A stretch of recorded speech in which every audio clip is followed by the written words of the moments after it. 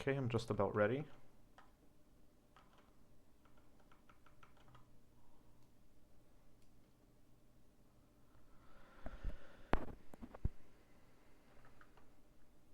Test, test. Okay, the sound should be okay.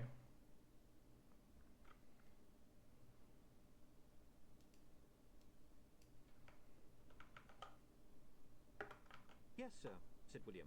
Not at all sure he fully understood this, but certain that he didn't like the bit he did understand. I believe the Guild of Engravers has some things it wishes to discuss with Mr. Goodmountain, William. But I've always thought that we should go forward to the future. Yes, sir. Quite hard to go any other way. Once again there was the too long stare, and then the sudden unfreezing of the face. Indeed. Good day, Mr. De Word. Oh, and do tread carefully. I'm sure you wouldn't want to become news, would you? William turned over the patrician's words as he walked back to Gleam Street. And it is not wise to be thinking too deeply when walking the streets of Ankh-Morpork. He walked past Cutmere and Throat Dibbler with barely a nod, but in any case Mr. Dibbler was otherwise engaged. He had 2 customers. 2 at once, unless one was daring another, was a great rarity. But these 2 were worrying. I need to actually re-imbue my shield. CMOT Dibbler sold his buns and pies all around the city, even outside the Assassin's Guild. He was a good judge of people, especially when it involved judging when to step innocently round a corner and then run like hell. And he had just decided that he was really unlucky to be standing here, and also that it was too late. He didn't often meet killers. Murderers, yes, but murderers usually had some strange reason, and in any case generally murdered friends and relations. And he'd met plenty of assassins. But assassination had a certain style, and even certain rules. These men were killers. The big one, with the powdery streaks down his jacket and the smell of mothballs, was just a vicious thug. No problem there. But the small one with the lank hair had the smell of violent and spiteful death. You didn't often look into the eyes of someone who'd kill because it seemed like a good idea at the time. Moving his hands carefully, Dibbler opened the special section of his tray. The high-class one that contained sausages whose contents were 1. Meat, 2. From a known 4-footed creature, 3. Probably legit pork. He walked past Let me run this back a little bit. Barely a nod, but in any case Mr. Dibbler was otherwise engaged. He had 2 customers. 2 at once, unless one was daring another, was a great rarity. But these 2 were worrying him. They were inspecting the merchandise. CMOT Dibbler sold his buns and pies all around the city, even outside the Assassin's Guild. He was a good judge of people, especially when it involved judging when to step innocently round a corner and then run like hell. And he had just decided that he was really unlucky to be standing here, and also that it was too late. He didn't often meet killers. Murderers, yes, but murderers usually had some strange reason, and in any case generally murdered friends and relations. And he'd met plenty of assassins. But assassination had a certain style, and even certain rules. These men were killers. The big one, with the powdery streaks down his jacket and the smell of mothballs, was just a vicious thug. No problem there. But the small one with the lank hair had the smell of violent and spiteful death about him. You didn't often look into the eyes of someone who'd kill because it seemed like a good idea at the time. Moving his hands carefully, Dibbler opened the special section of his tray. The high-class one that contained sausages whose contents were 1. Meat, 2. From a known 4-footed creature, 3. Probably land-dwelling. Or may I recommend these, gentlemen, he said, and, because old habits died hard, he couldn't stop himself from adding, finest pork. Good, are they? You'll never want to eat another, sir.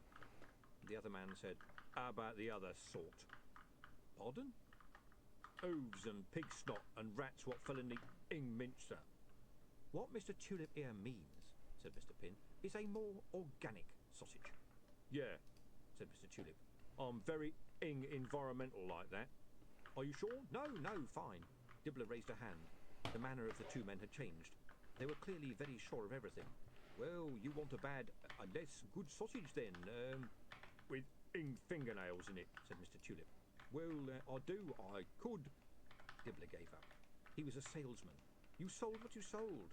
Let me tell you about these sausages, he went on, smoothly shifting an internal motor into reverse. When somebody chopped off his thumb in the abattoir, they didn't even stop the grinder. You probably won't find any rat in them because rats don't go near the place. There's animals in there that, well, you know how they say life began in some kind of big soup? Same with these sausages. If you want a bad sausage, you won't get better than these. You keep them for your special customers, do you? Said Mr. Pin. To me, sir, every customer is special. And you've got mustard. People call it mustard, Dibbler began, getting carried away. But I call it... I like ing mustard, said Mr. Tulip. Really great mustard, said Dibbler, not missing a beat. We'll take two, said Mr. Pin. He did not reach for his wallet. On the house, said Dibbler. He stunned two sausages, unbunned them and thrust them forward. Mr. Tulip took both of them and the mustard pot. Do you know what they called a sausage in a bun in Quirm? Said Mr. Pin as the two walked away. No, said Mr. Tulip. They called it le sausage in le bun. What? In foreign language? You're kidding. I'm not a kidder, Mr. Tulip. I mean, they ought to call it a sausage dans la derrière, said Mr. Tulip. He took a bite of his Dibbler delight. Hey, that's what this thing tastes of, he added with his mouth full. In a bun, Mr. Tulip. I know what I meant. This is a awful sausage. Dibbler watched them go. It wasn't often you heard language like that in Ankh-Morpork. Most people talked without leaving gaps in their sentences, and he wondered what the word ing meant. A crowd was gathered outside a large building in Welcome Soap, and the cart's traffic was already backed up all the way to Broadway. And, thought William, wherever a large crowd is gathered, someone ought to write down why. The reason in this case was clear.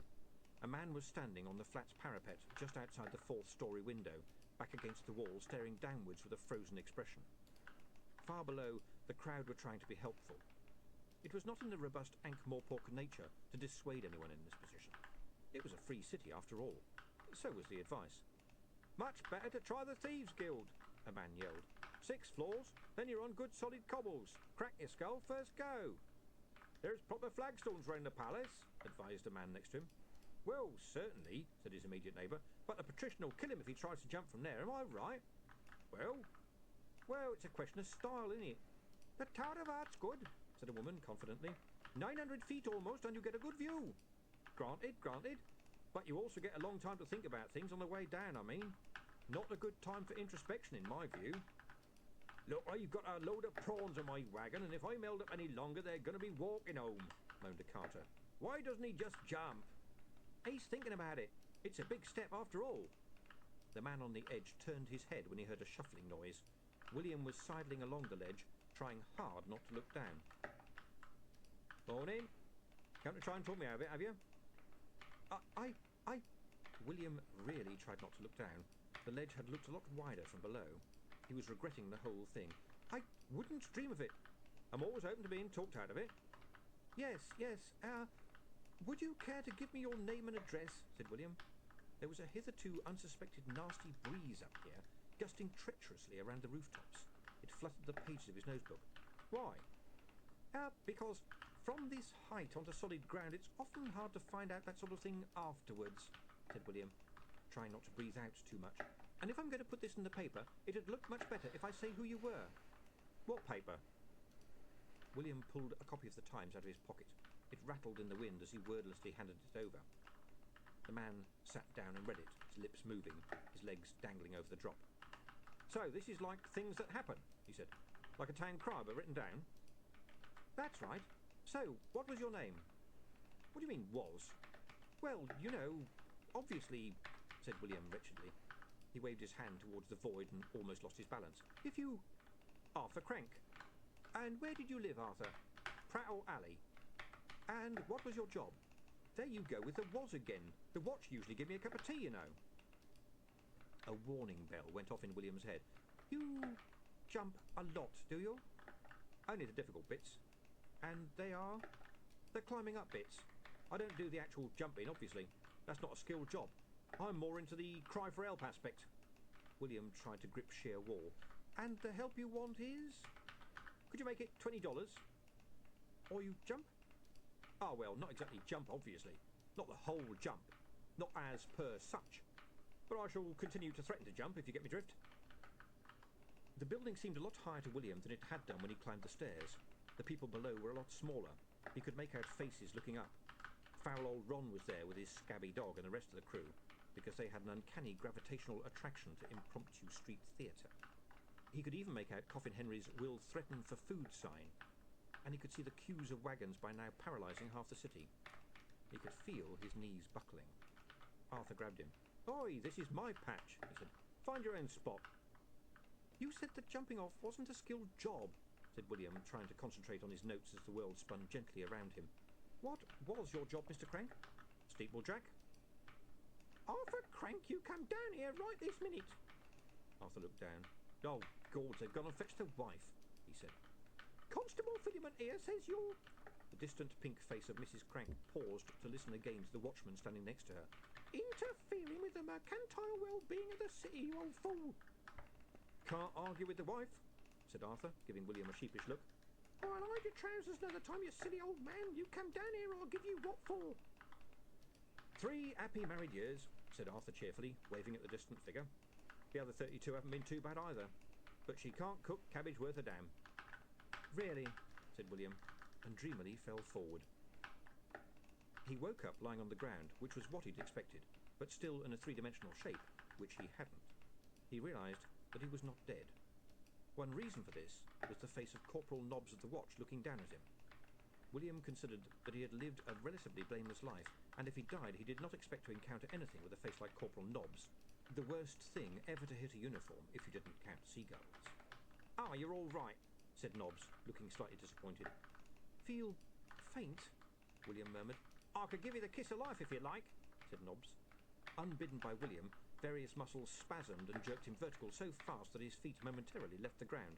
"Much better now," he shouted. "Only we learnt it down the watch house and I haven't had a chance to try it yet. Fit as a fiddle," William wailed. "I've been practising on me hand and everything. Never felt better." "Old Arthur Crank's always doing that," said the watchman. "He's just after tobacco money. Still, everyone clapped when he carried you down. It's amazing how he can still climb drain pipes like that." "Is it really?" William felt oddly empty. "It was great when you were sick. I mean, from 4 stories up it looked quite pretty. Someone ought to have taken a picture." "Got to be going," William screamed. "I must be going mad," he thought as he hurried towards Gleam Street. "Why the hell did I do it? It wasn't as if it was my business. Except, come to think of it, it is now." Mr. Tulip burped. "What are we going to do now?" he said. Mr. Pin had acquired a map of the city and was examining it closely. "We are not your old-style bother boys, Mr. Tulip. We are thinking men. We learn fast." "What are we going to do now?" Mr. Tulip repeated. Sooner or later he'd be able to catch up. "We're going to buy ourselves a little insurance, that's what we're going to do. I don't like no lawyer having all that muck on us. Ah, here we are. It's the other side of the university." "We're going to buy some magic," said Mr. Tulip. "Not exactly magic." "I thought you said this city was a pushover." "It has its good points, Mr. Tulip." Mr. Tulip grinned. Right," he said. "I want to go back to the Museum of Antiquities." Now, Mr. Tulip. Business first, pleasure later," said Mr. Pin. "I want to see all of them." Later on. Can you wait 20 minutes without exploding?"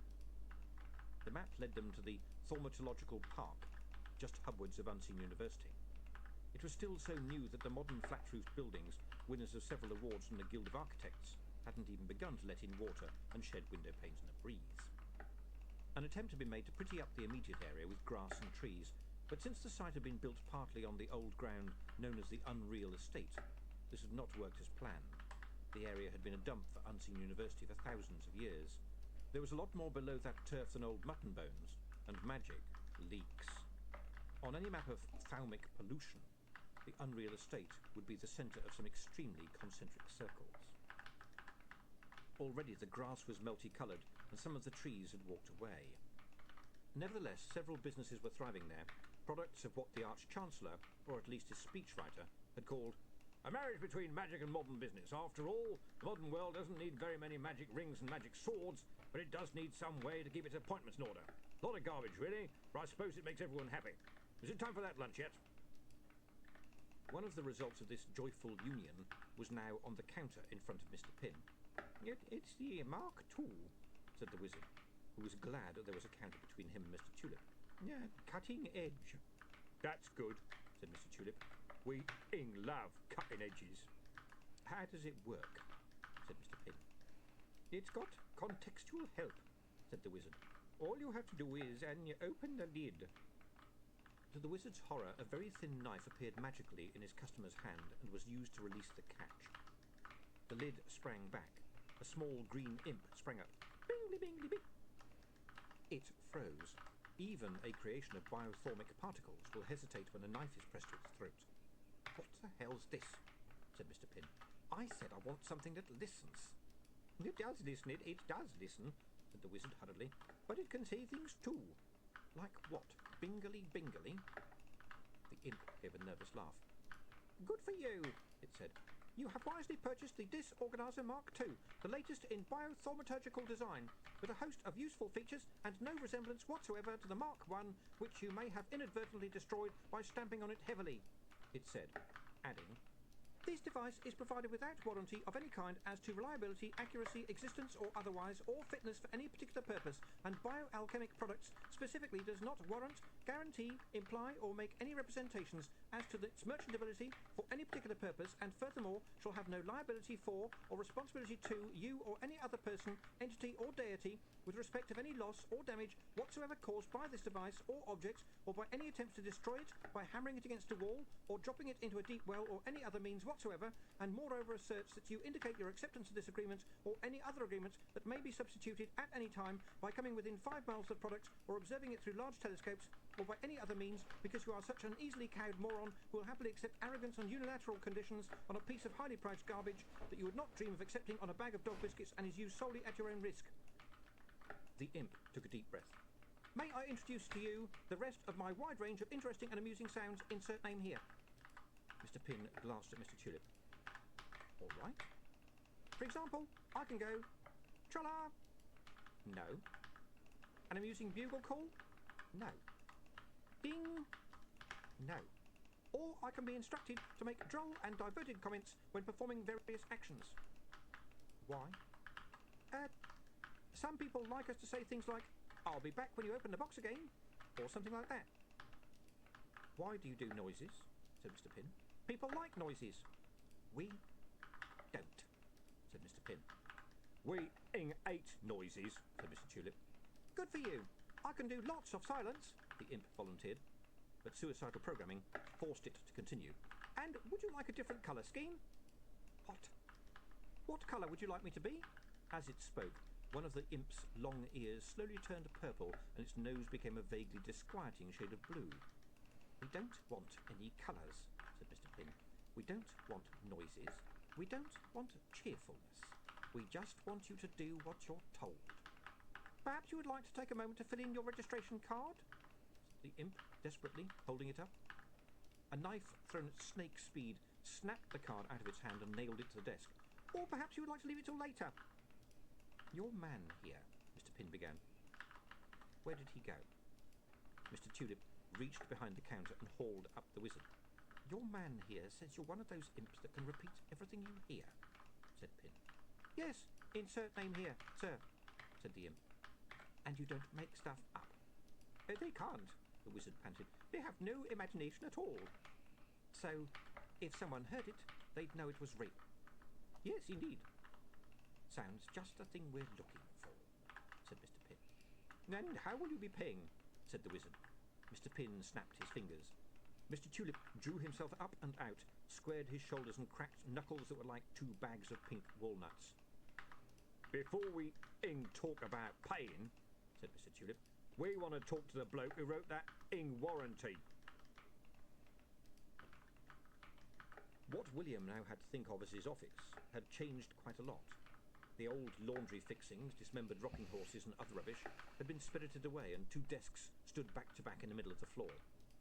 They were ancient and battered, and to stop them wobbling they needed, against all common sense, bits of folded cardboard under all 4 legs.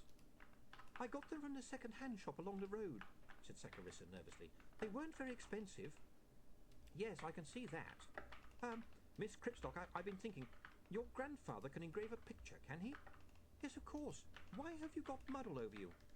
And if we got an iconograph and learned how to use it to take pictures, William went on, ignoring this, could he engrave the picture that the imp paints? I suppose so. And do you know any good iconographers in the city? I could ask around. What happened to you? Oh, there was a threatened suicide in Welcome Soap. Any good? Saccharissa looked startled at the sound of her own voice.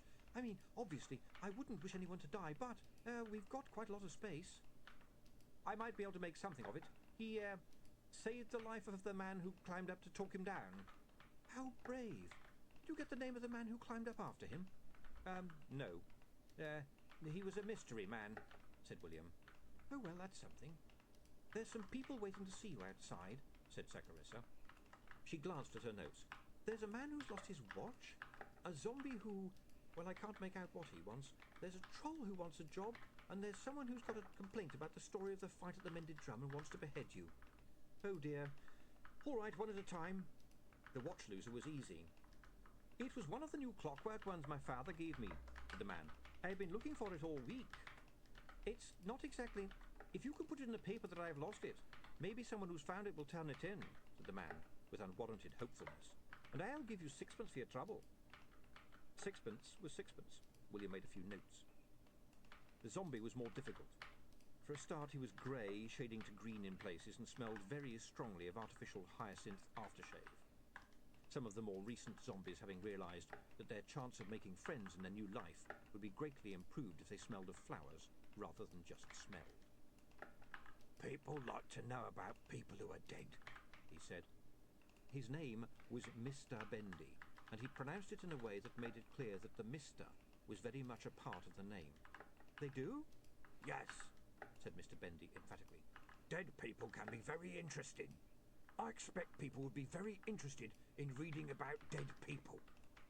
Do you mean obituaries? Well, yes, I suppose they would be. I could write them in an interesting way. All right, 20p each then. Mr. Bendy nodded. It was clear that he would have done it for nothing. He handed William a wad of yellow, crackling paper. Here's an interesting one to start you off, he said. Oh? Whose is it? Mine. It's very interesting, especially the bit where I died. The next man to come in was in fact a troll. Unusually for trolls, who usually wore just enough to satisfy humanity's mysterious demands for decency, this one actually wore a suit. At least, it was largely tubes of cloth that covered his body, and suit was about the only word.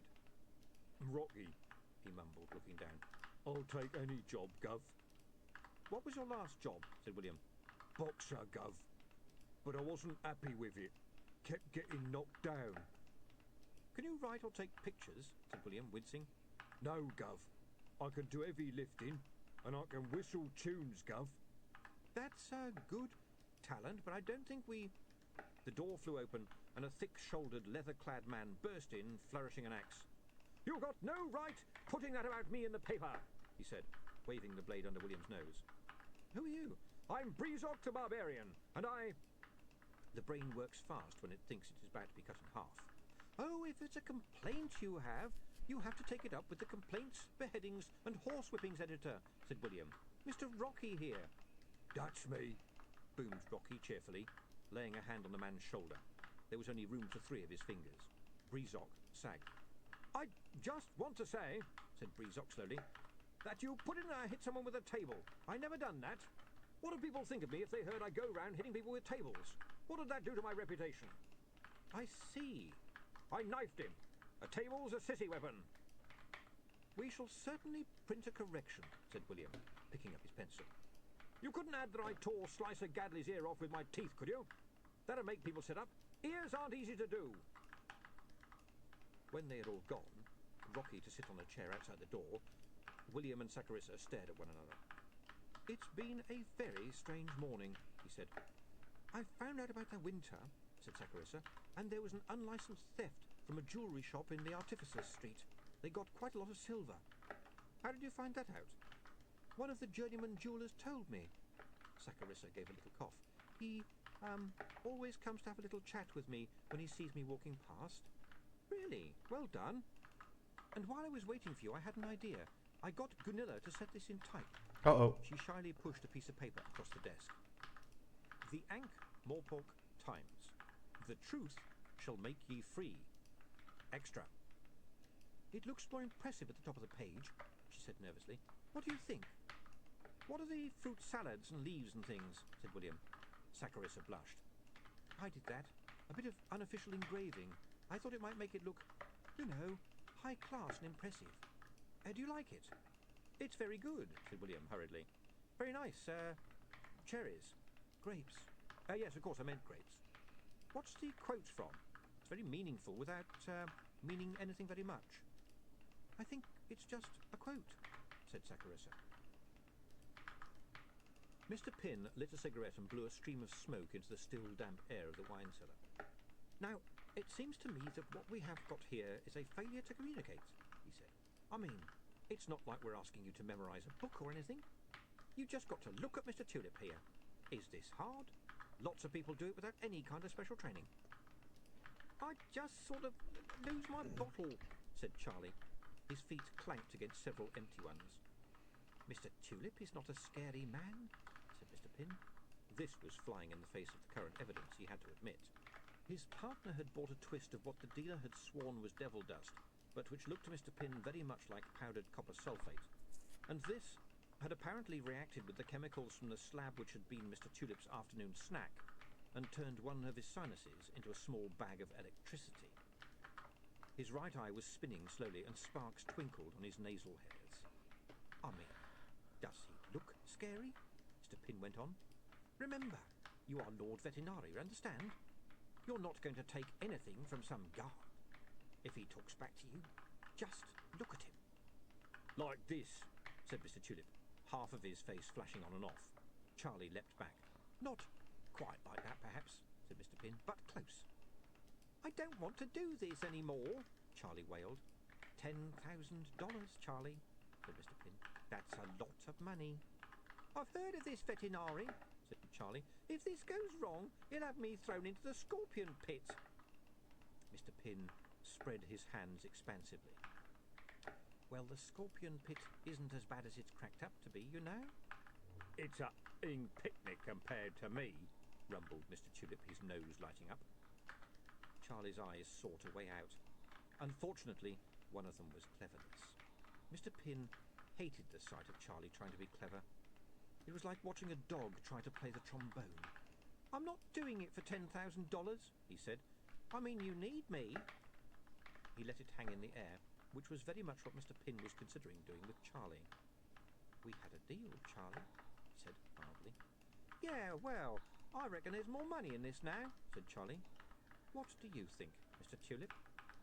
Mr. Tulip opened his mouth to reply, but sneezed instead.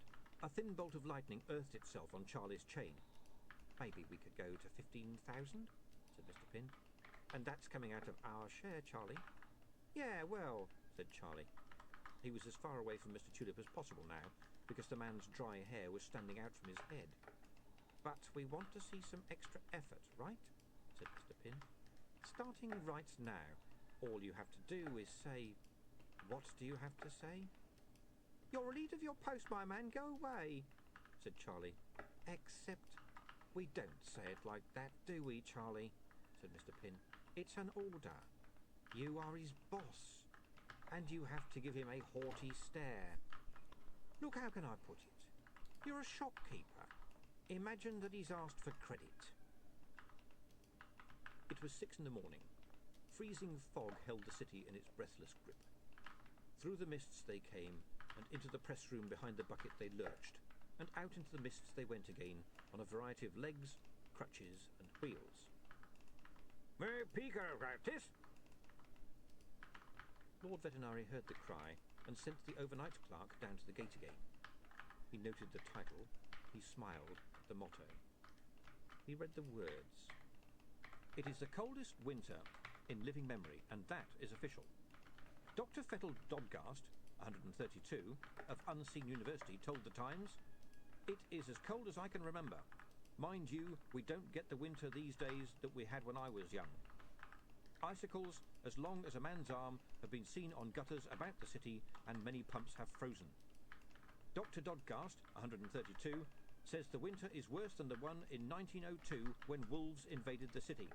He added, and we were glad of that because we hadn't seen fresh meat for a fortnight. Mr. Josiah Wintler, 45, of 12B Martlebury Street, has humorous vegetable that he will exhibit to all comers upon payment of a small sum.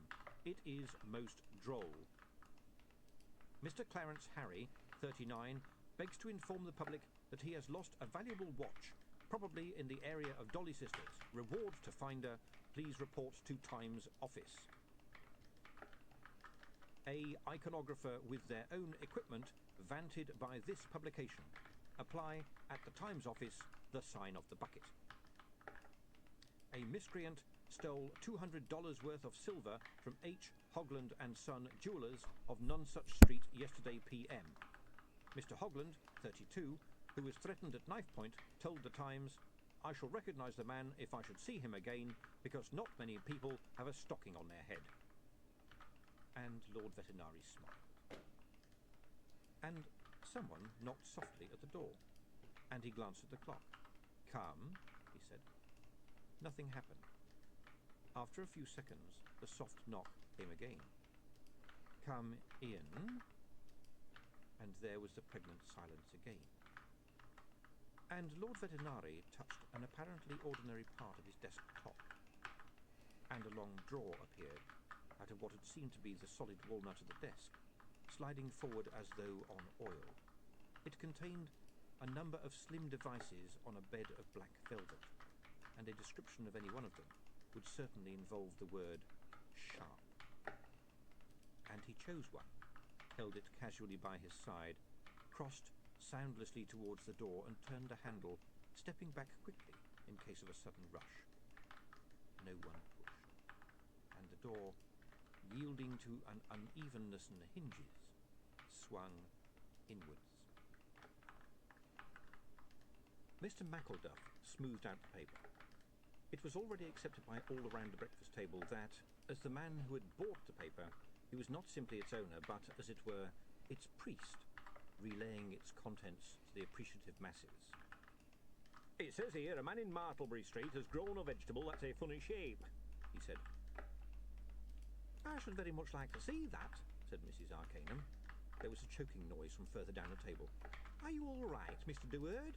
She added, as Mr. Prone thumped him on the back. Yes, really, gasped William. Sorry, some tea went down the wrong way.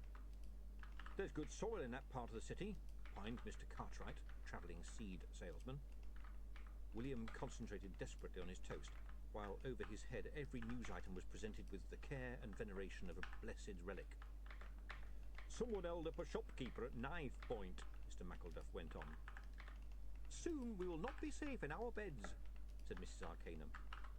I don't think this is the coldest winter for more than 100 years, though, said Mr. Cartwright. I'm sure that one we had 10 years ago was worse. Hit my sail something cruel. It's in the paper, said Mr. Mackelduff, in the quiet voice of someone laying down an ace. It was a very strange obituary that you read out, too, said Mrs. Arcanum. William nodded silently over his boiled egg. I'm sure it's not usual to talk about things someone's done since they died. Mr. Longshaft, who was a dwarf and something in the jewellery business, helped himself to another slice of toast. I suppose it takes all sorts, he said calmly.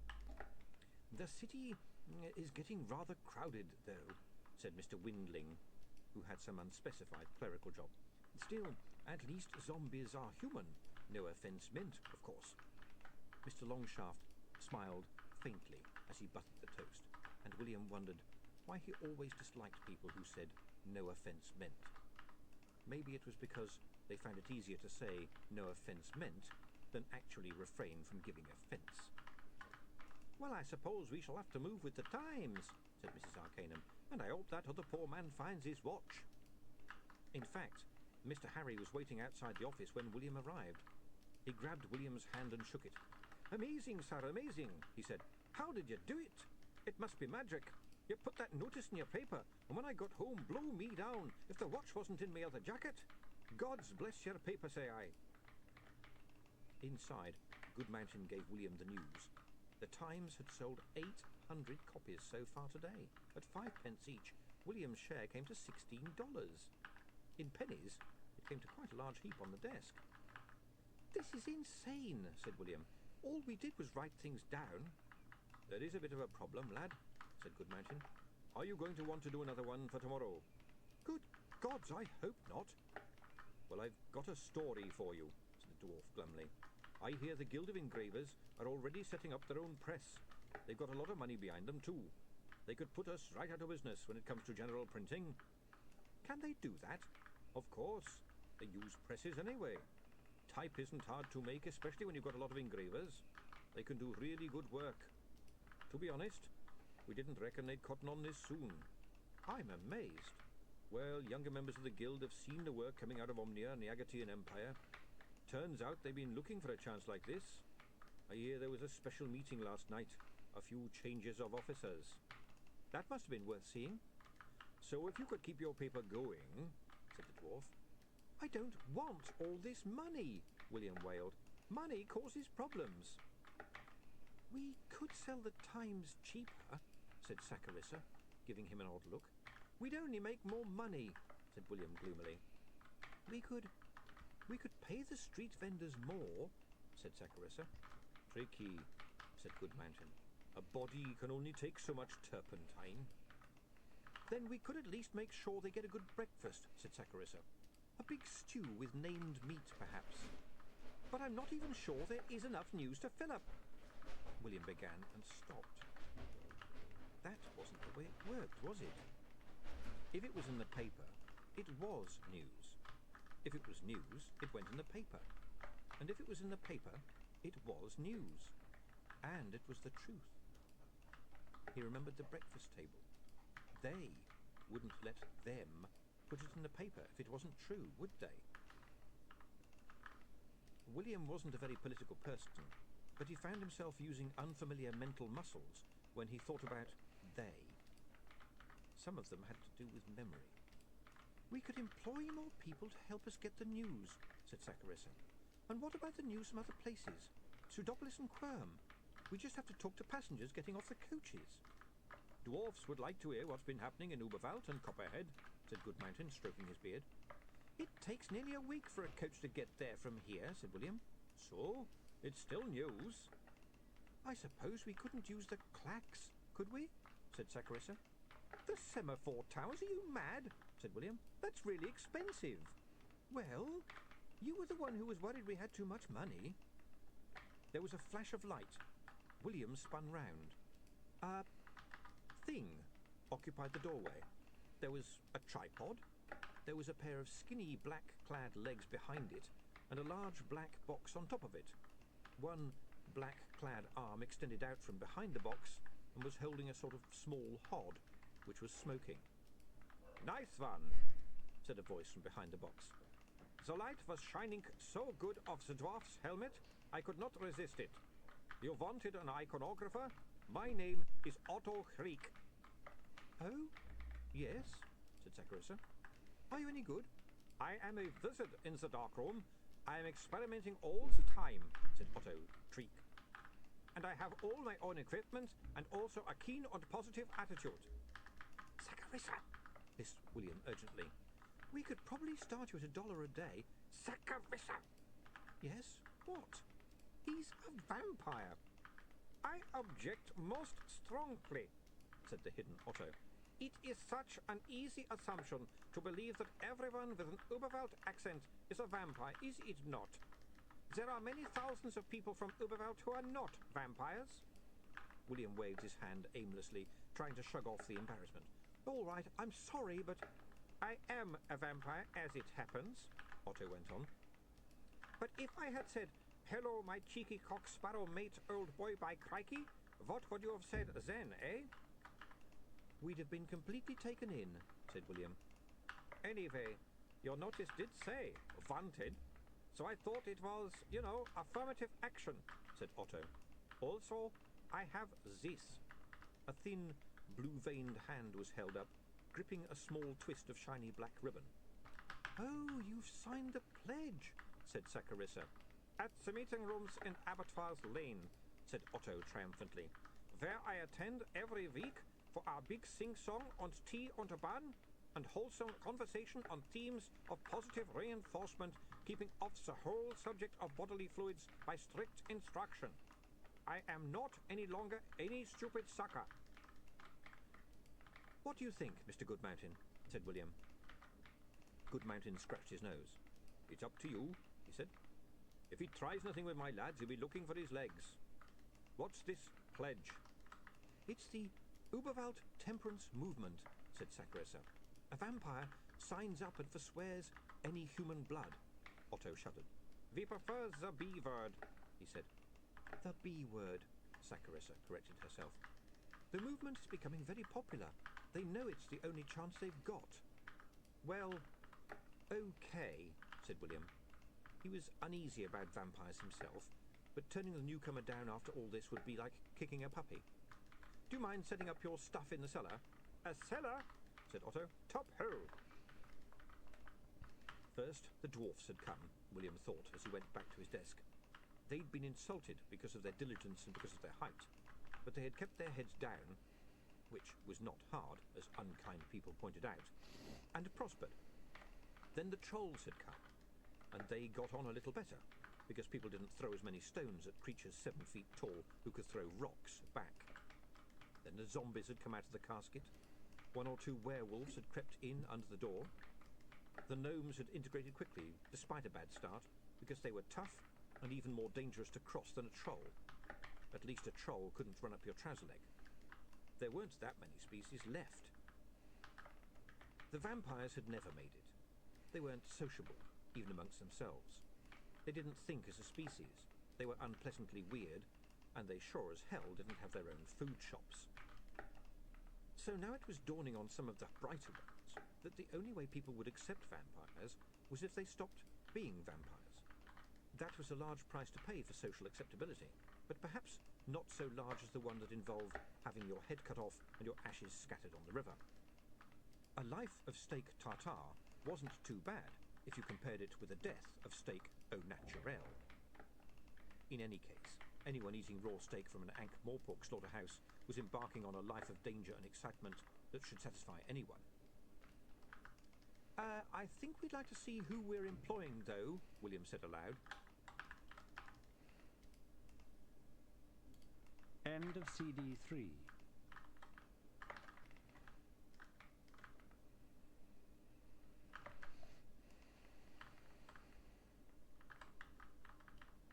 CD 4.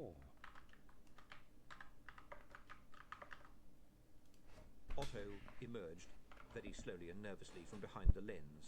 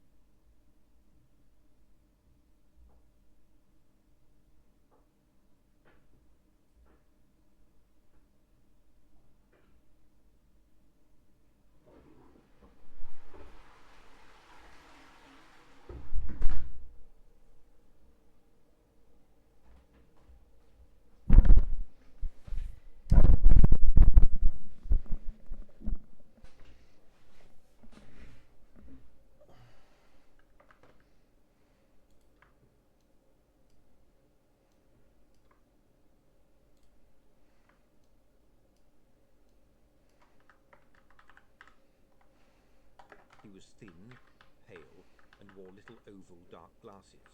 He still clutched the twist of black ribbon as if it was a talisman, which it more or less was. It's all right. We won't bite you. said Saccharissa. And one good turn deserves another, eh? said Goodmountain. That was a bit tasteless, Mr. Goodmountain, said Saccharissa. So am I, said the dwarf, turning back to the stone. Just so long as people know where I stand, that's all. You will not be sorry, said Otto. I am completely reformed, I assure you. What is it you want me to take pictures of, please? News, said William. What is news, please? News is... William began. News is what we put in the paper. What do you think of this, eh? said a cheerful voice. William turned. There was a horribly familiar face looking at him over the top of a cardboard box. Hello, Mr. Winkler, he said. Saccharissa, I wonder if you could just go and... He wasn't quick enough. Mr. Winkler, a man of the variety that thinks a whoopee cushion is the last word in repartee, was not the kind to let a mere freezing reception stand in his way. I was digging in my garden this morning and came up with this parsnip, and I thought that young man at the paper will laugh himself silly when he sees it, because my lady wife couldn't keep a straight face, and... To William's horror, he was already reaching into the box. Mr. Winkler, I really don't think... But the hand was already rising, and there was a sound of something scraping on the side of the box. I bet the young lady here would like a good chuckle too, eh? William shut his eyes. He heard Saccharissa gasp. Then she said, Golly, it's amazingly lifelike. William opened his eyes. Oh, it's a nose, he said.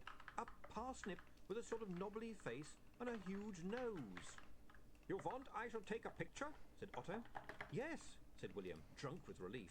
Take a big picture of Mr. Winkler and his wonderfully nasal parsnip, Otto. Your first job, yes indeed. Mr. Winkler beamed. And shall I run back home and fetch my carrot? He said. No, said William and Goodmountain in whiplash unison. You want the picture right now? Said Otto. We certainly do, said William. The sooner we can let him go home, the sooner our Mr. Winkler can find another wonderfully humorous vegetable. Eh, Mr. Winkler? What will it be next time? A bean with ears? A beetroot shaped like a potato? A sprout with an enormous hairy tongue? Right here and now is when you want the picture, said Otto, anxiety hanging off every syllable. Right now, yes. As a matter of fact, there is a Swede coming along that I've got great hopes of, Mr. Winkler began. Oh, well, if you will look this way, Mr. Winkler, said Otto. He got behind the iconograph and uncovered the lens. William got a glimpse of the imp peering out, brush poised. In his spare hand, Otto slowly held up, on a stick, a cage containing a fat and drowsing salamander. Finger poised on the trigger, it would bring a small hammer down on its head, just hard enough to annoy it. Be smiling, please. Hold on, said Saccharissa. Should a vampire really... Click. The salamander flared, etching the room with searing white light and dark shadows. Otto screamed. He fell to the floor, clutching at his throat. He sprang to his feet, goggle-eyed and gasping, and staggered, knock-kneed and wobbly-legged, the length of the room and back again. He sank down behind a desk, scattering paperwork with a wildly flailing hand. Ah! Ah! Ah! Ah! And then there was a shocked silence. Otto stood up, adjusted his cravat, and dusted himself off. Only then did he look up at the row of shocked faces. Well, he said sternly, what you're all looking at? It is just a normal reaction, that is all. I'm working on it. Light in all its forms is my passion. Light is my canvas, shadows are my brush. But strong light hurts you, said Saccharissa. It hurts vampires. Yes, it is a bit of a bugger, but there you go. And, that happens every time you take the picture, does it? Said William. No, sometimes it is a lot worse. Worse? I sometimes crumble to dust, but that which does not kill us makes us strong. Strong. Indeed. William caught Saccharissa's gaze. Her look said it all. We've hired him. Have we got the heart to fire him now? And don't make fun of his accent, unless your Oberwaltian is really good, okay? Otto adjusted the iconograph and inserted a fresh sheet. And now shall we try one more, he said brightly. And this time, everybody smile. Mail was arriving. William was used to a certain amount, usually from clients of his newsletter, complaining that he hadn't told them about the double-headed giants, plagues, and reigns of domestic animals that they had heard had been happening in Ankh-Morpork. His father had been right about one thing, at least. when he'd asserted that lies could run round the world before the truth could get its boots on. And it was amazing how people wanted to believe them. These were... well, it was as if he'd shaken a tree and all the nuts had fallen out. Several letters were complaining that there had been much colder winters than this, although no two of them could agree when it was. One said vegetables was not as funny as they used to be, especially leeks. Another asked what the Guild of Thieves was doing about unlicensed crime in the city. There was one saying that all these robberies were down to dwarfs who shouldn't be allowed into the city to steal the work out of Somebody humans' mouths. has been stealing all of my loot. Put a title like Letters on the top and put them in, said William. Except the one about the dwarfs. That sounds like Mr. Windling. It sounds like my father, too, except that at least he can spell undesirable and wouldn't use crayon. Why not that letter? Because it's offensive. Some people think it's true, though, said Saccharissa. There's been a lot of trouble. Yes, but we shouldn't print it. William called Goodmountain over and showed him the letter. The dwarf read it. Put it in, he suggested. It'll fill a few inches. But people will object, said William. Good. Put their letters in, too. Saccharissa sighed. We'll probably need them, she said. William, Grandfather says no one in the guild will engrave the iconographs for us. Why not? We can afford the rates. We're not guild members. It's all getting unpleasant. Will you tell Otto? William sighed and walked over to the ladder. The dwarfs used the cellar as a bedroom, being naturally happier with a floor over their heads. Otto had been allowed to use a dank corner, which he'd made his own by hanging an old sheet across on a rope. Oh, hello, Mr. William, he said, pouring something noxious from one bottle into another.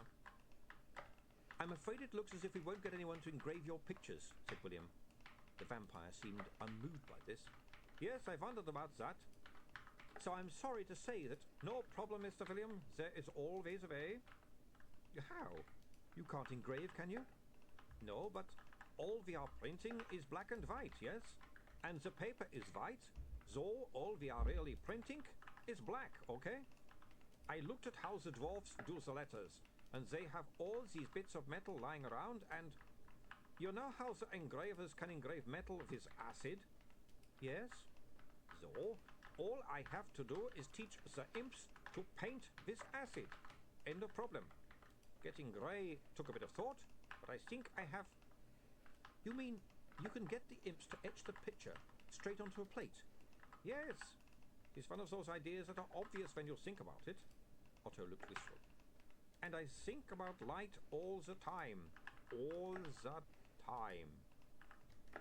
William vaguely remembered something someone had once said.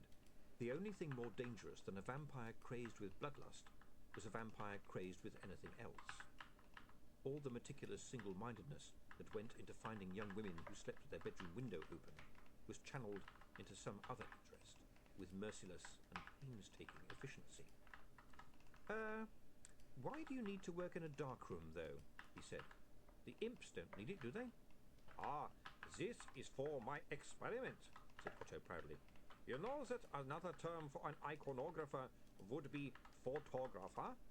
From the old word photos in Latation, which means to prance around like a pillock, ordering everyone about as if you owned the place, said William.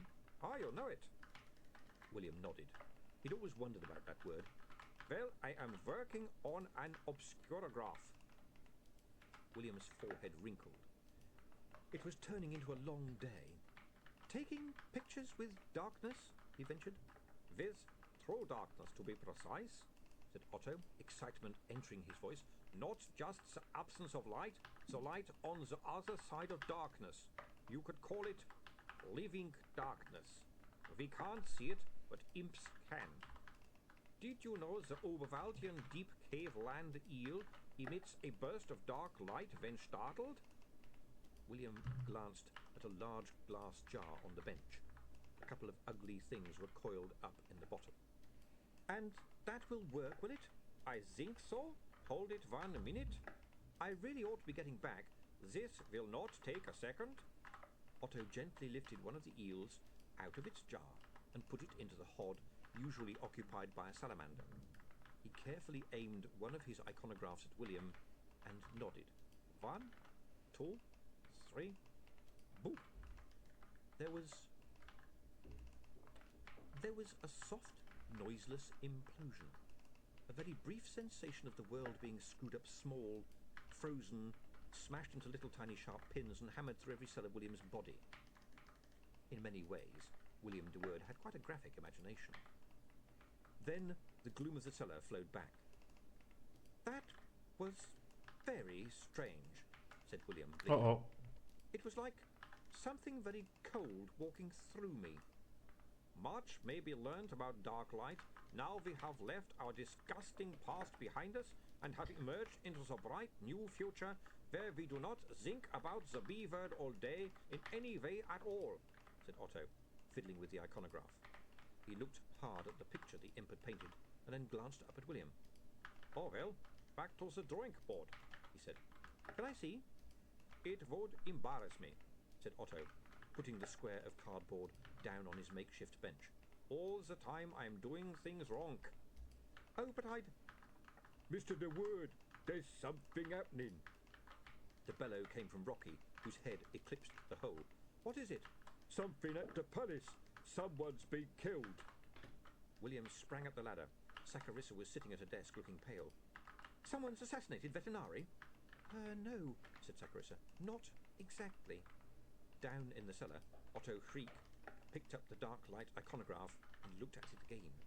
Then he scratched it, the long pale finger, as if trying to remove something. "Strange," he said. The imp hadn't imagined it, he knew. Imps had no imagination whatsoever.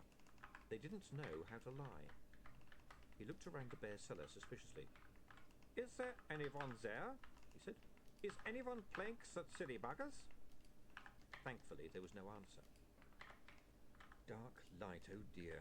There were lots of theories about dark light. "Otto!"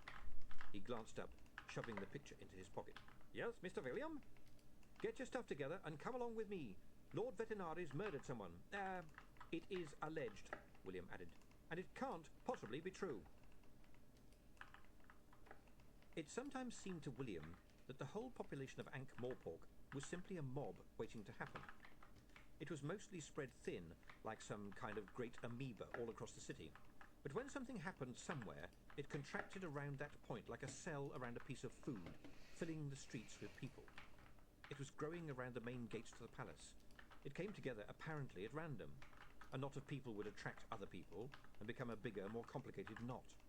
Carts and sedan chairs would stop to find out what was going on. The invisible beast grew bigger. There were watchmen on the gate instead of the palace guard. This was a problem. "Let me in, I'm nosy" was not a request likely to achieve success. It lacked a certain authority. "Why are we stopping?" said Otto. "That's Sergeant Detritus on the gate," said William. "Ah, a troll, very stupid," opined Otto. "But hard to fool. I'm afraid I shall have to try the truth."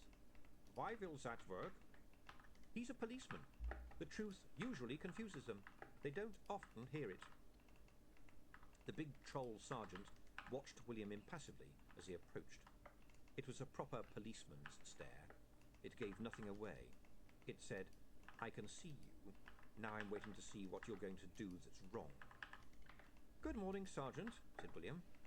A nod from the troll indicated that he was prepared to accept, on available evidence, that it was morning and, in certain circumstances, by some people, it might be considered good. "I urgently need to see Commander Vimes." "Oh, yes. "Yes, indeed." And does he urgently need to see you?" The troll leaned closer. "You're Mr. de Worde, right?" "Yes, I work for the Times." "I don't read that." said the troll. "Really? We'll bring out a large print edition," said William. "That was a very funny joke," said Detritus. "Thing is, thick though I am the one that's saying you can stay outside, so what's that vampire doing?" "Hold it just 1 second," said Otto. Woomph! "Damn, damn, damn, damn!" Detritus watched Otto roll around on the cobbles, screaming. "What was that about?" he said eventually. "He's taken a picture of you not letting me into the palace," said William. Detritus, although born above the snow line on some distant mountain, a troll who had never seen a human until he was 5 years old, nevertheless was a policeman to his craggy, dragging fingertips and reacted accordingly. He can't do that. He said. William pulled out his notebook and poised his pencil. Could you explain to my readers exactly why not? He said. Detritus looked around, a little worried. Where are they? No, I mean I'm going to write down what you say. Basic policing rushed to Detritus's aid once again. You can't do that. He said. Then can I write down why I can't write anything down? William said, smiling brightly. Detritus reached up and moved a little lever on the side of his helmet. A barely audible whirring noise became fractionally louder. The troll had a helmet with a clockwork fan to blow air across his silicon brain when overheating threatened to reduce its operating efficiency. Right now, he obviously needed a cooler head. Ah, this is some kind of politics, right? He said. Maybe. Sorry. Otto had staggered to his feet and was fiddling with the iconograph again. Detritus reached a decision. He nodded to a constable. Fidiment, you take these two to Mr. Vimes. They are not to fall down any steps on the way or any stuff like that. Mr. Vimes, thought William, as they hurried after the constable. All the watchmen called him that. The man had been a knight and was now a duke and a commander, but they called him Mr. And it was Mr. too, the full 2 syllables, not the everyday unheeded Mr. It was the Mr. you used when you wanted to say things like, put down that crossbow and turn around real slow, mister. He wondered why. William had not been brought up to respect the watch.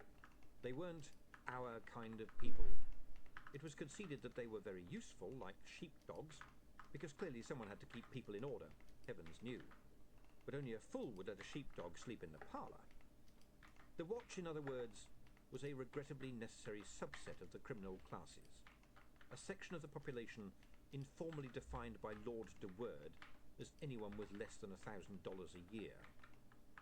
William's family and everyone they knew also had a mental map of the city that was divided into parts where you found upstanding citizens and other parts where you found criminals. It had come as a shock to them. No, he corrected himself. It had come as an affront to learn that Vimes operated on a different map. Apparently, he'd instructed his men to use the front door when calling at any building, even in broad daylight, when sheer common sense said that they should use the back, just like any other servant. William's class understood that justice was like coal or potatoes. You ordered it when you needed it. The man simply had no idea. That Vetinari had made him a duke was just another example of the patrician's lack of grip. William therefore felt predisposed to like Vimes, if only because of the type of enemies he made. But as far as he could see, everything about the man could be prefaced by the word badly, as in spoken, educated, and in need of a drink. Fidiment stopped in the big hall of the palace. Don't you go anywhere, and don't you do anything, he said. I'll go and... But Vimes was already coming down the wide stairs, trailed by a giant of a man William recognised as Captain Carrot. You could add dressed to Vimes's list. It wasn't that he wore bad clothes. He just seemed to generate an internal scruffiness field. The man could rumple a helmet. Fidiment met them halfway. There was a muttered conversation, out of which the unmistakable words, "He's what?" arose in Vimes's voice. He glared darkly at William. The expression was clear. It said, "It's been a bad day, and now there's you." Vimes walked the rest of the way down the stairs and looked William up and down. "What is it you're wanting?" he demanded. "I want to know what's happened here, please," said William. "Why?" "Because people will want to know." "Ha! They'll find out soon enough." "But who from, sir?" Vimes walked around William as if he was examining some strange new thing. "You're Lord de Word's boy, aren't you?" "Yes, your grace." "Commander will do," said Vimes sharply. "And you write that little gossipy thing, right?" "Broadly, sir." "What was it you did to Sergeant Detritus?" "I only wrote down what he said, sir." "Aha! Pulled a pen on him, eh?" "Sir?" "Writing things down at people. That sort of thing only causes trouble." Vimes stopped walking around William, but having him glare from a few inches away was no improvement. This has not been a nice day, he said, and it's gonna get a lot worse. Why should I waste my time talking to you? I can tell you one good reason, said William. Well, go on then. You should talk to me so that I could write it down, sir. All neat and correct. The actual words you say right down there on the paper. And you know who I am, and if I get them wrong, you know where to find me. So, you're telling me that if I do what you want, you'll do what you want? I'm saying, sir, that a lie can run round the world before the truth has got its boots on. Ha! You just make that up. No, sir, but you know it's true. Vimes sucked on his cigar. And you'll let me see what you've written? Of course. I'll make sure you get one of the first papers off the press, sir. I meant before it gets published, and you know it. To tell you the truth, no, I don't think I should do that, sir. I am commander of the watch, lad. Yes, sir, and I'm not. I think that's my point, really, although I'll work on it some more. Vimes stared at him a little too long. Then, in a slightly different tone of voice, he said, Lord Vetinari was seen by 3 cleaning maids of the household staff, all respectable ladies, after they were alerted by the barking of his lordship's dog at about 7 o'clock this morning. He said, here Vimes consulted his own notebook, I've killed him, I'm sorry. They saw what looked very much like a body on the floor. Lord Vetinari was holding a knife. They ran downstairs to fetch someone. On their return, they found his lordship missing. The body was that of Rufus Drumknot, the patrician's personal secretary. He had been stabbed and is seriously ill. A search of the buildings located Lord Vetinari in the stables.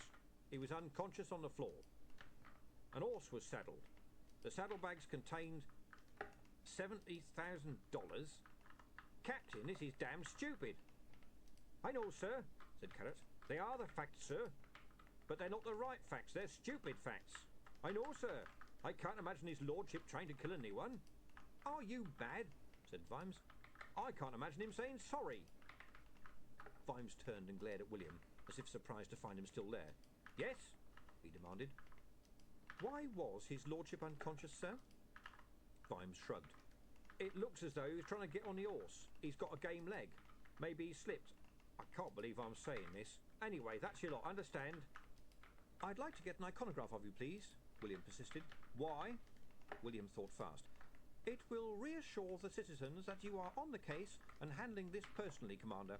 My iconographer is just downstairs. Otto? Good gods, a damn vamp, Vimes began. He's a black ribboner, sir, Carrot whispered. Vimes rolled his eyes.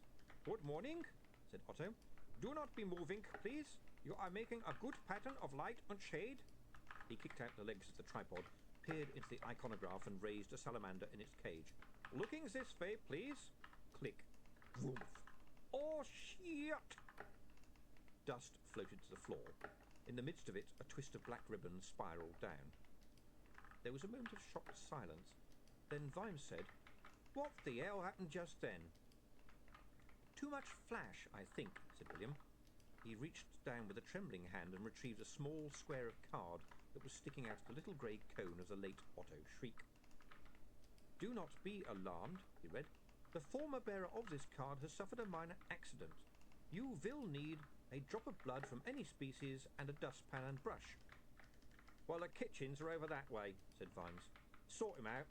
I don't want my men treading him in all over the damn place. One last thing, sir.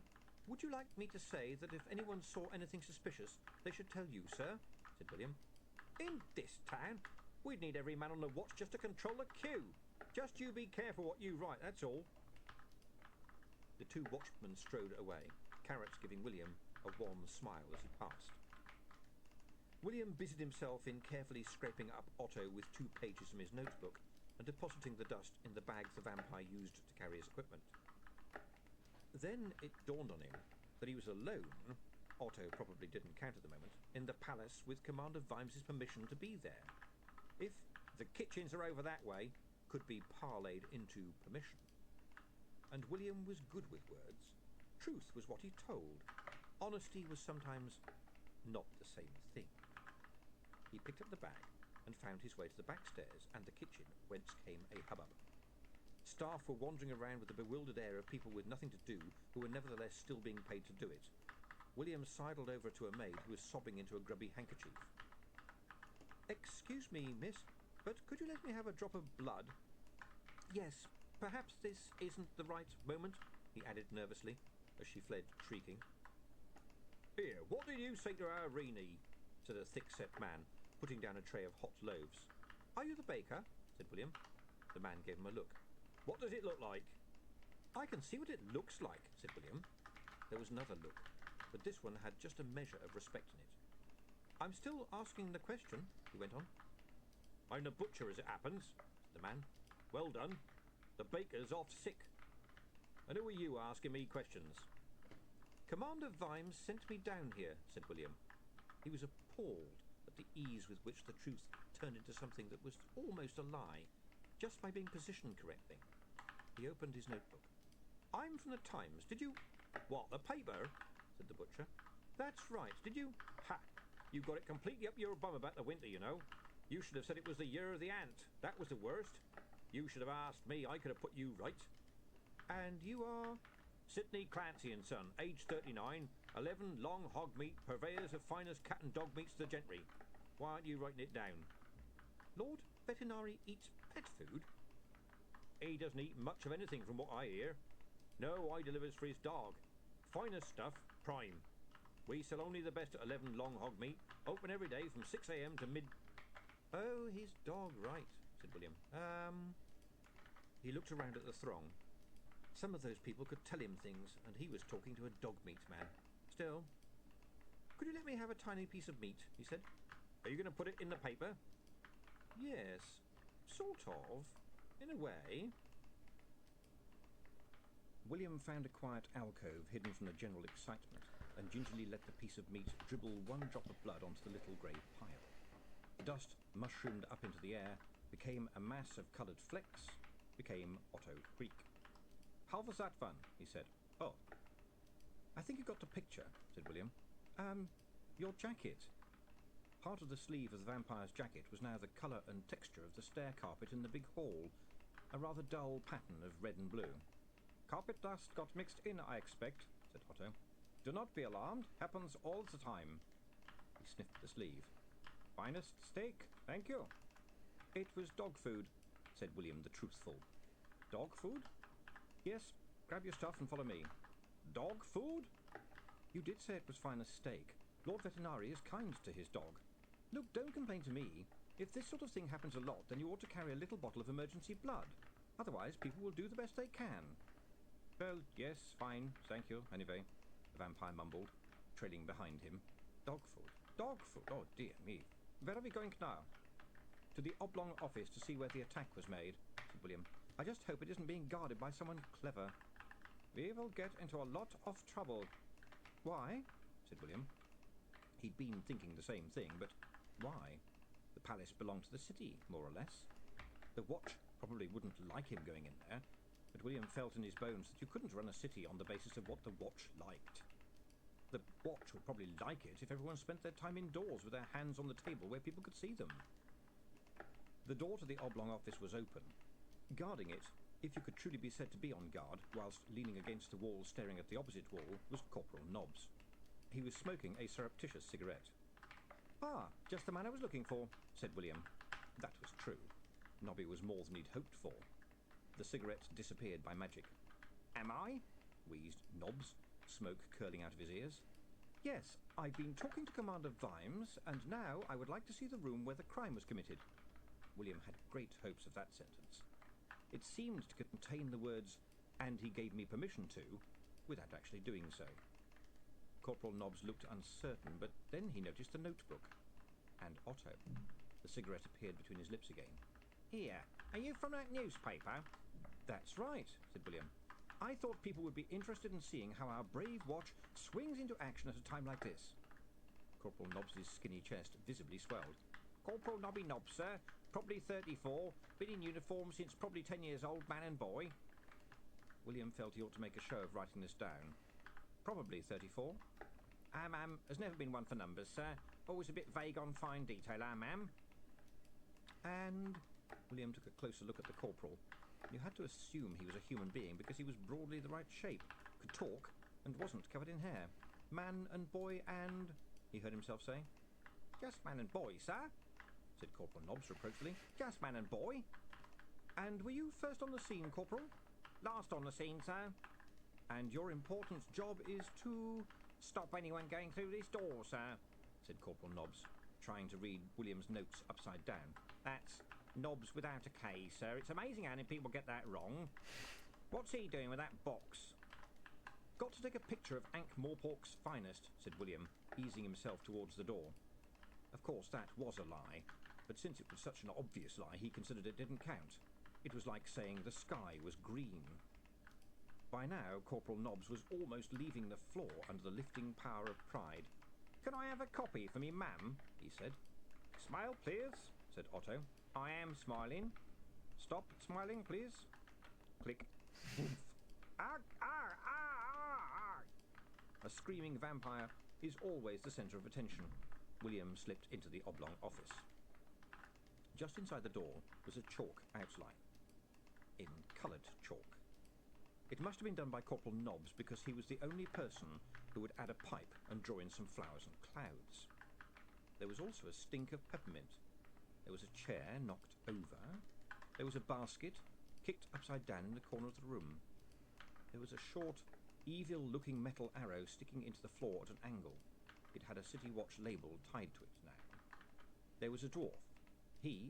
No, William corrected himself on seeing the heavy leather skirt and the slight raised heels to the iron boots. She was lying down on her stomach, picking at something on the floor with a pair of tweezers. It looked like a smashed jar.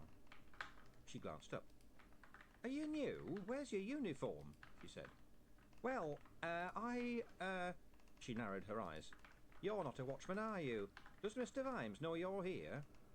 The way of the truthful by nature is as a bicycle race in a pair of sandpaper underpants. But William clung to an indisputable fact. I spoke to him just now, he said. But the dwarf wasn't Sergeant Detritus, and certainly not Corporal Nobbs. And he said you could come in here, she demanded. Not exactly said. The dwarf walked across and swiftly opened the door. Then get...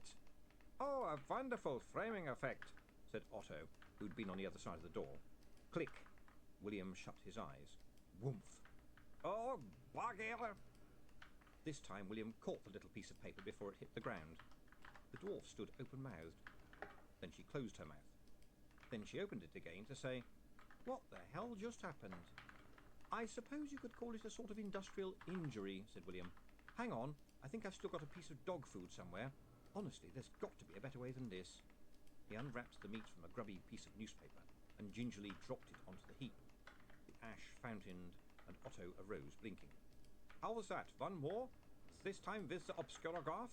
He said. He was already reaching for his bag. Get out of here right now, said the dwarf. Oh, please. William glanced at the dwarf's shoulder.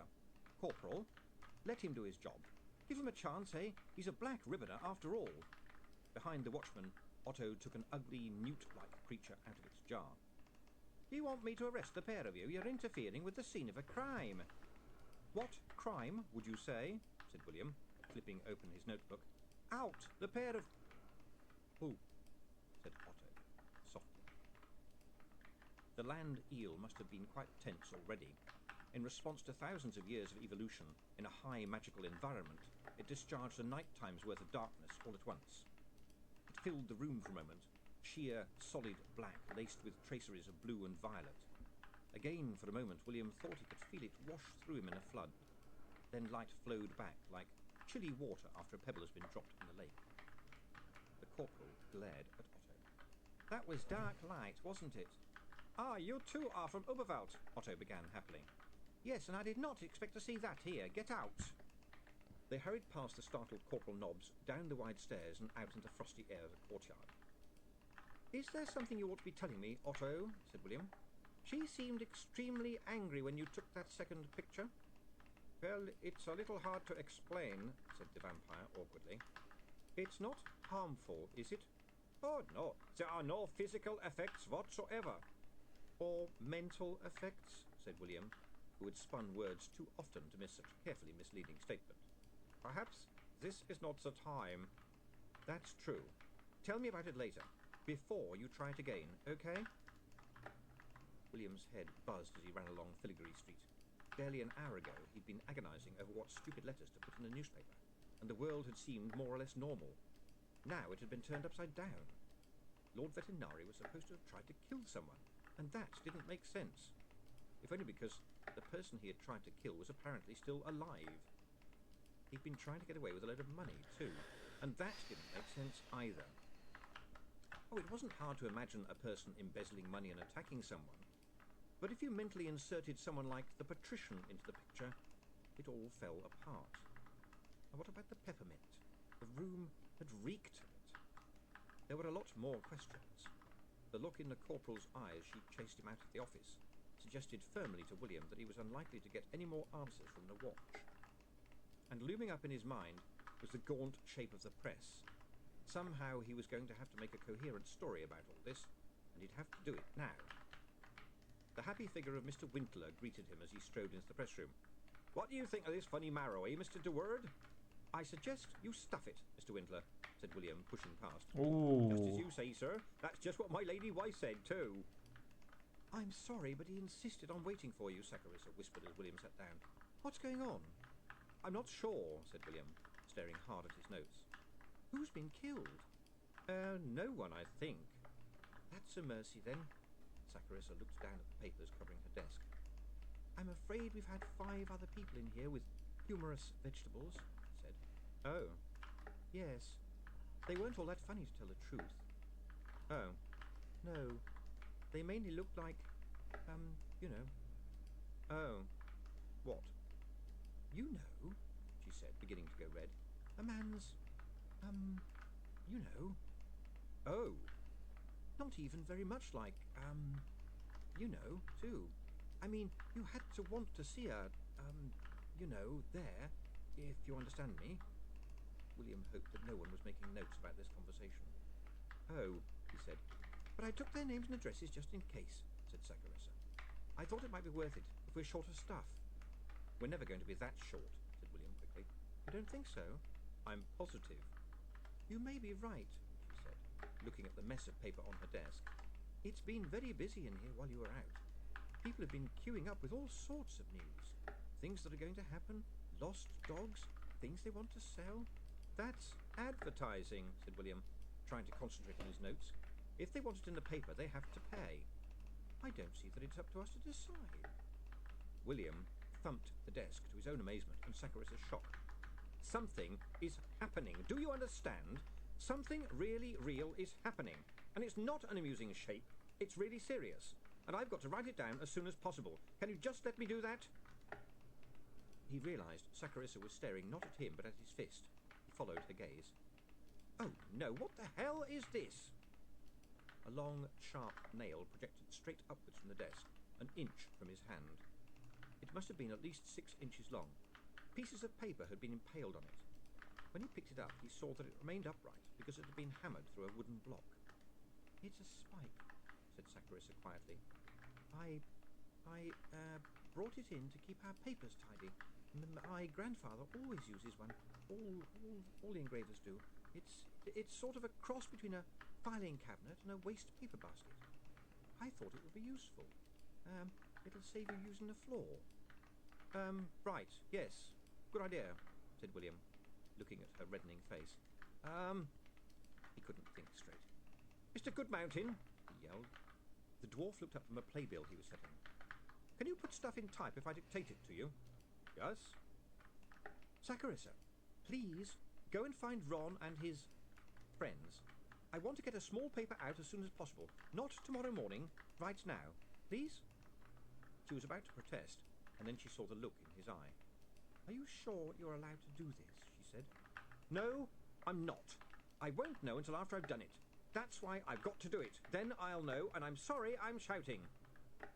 He pushed his chair aside and went over to Goodmountain, who was standing patiently by a case of type. "All right. We need a line at the top." William shut his eyes and pinched the bridge of his nose while he thought.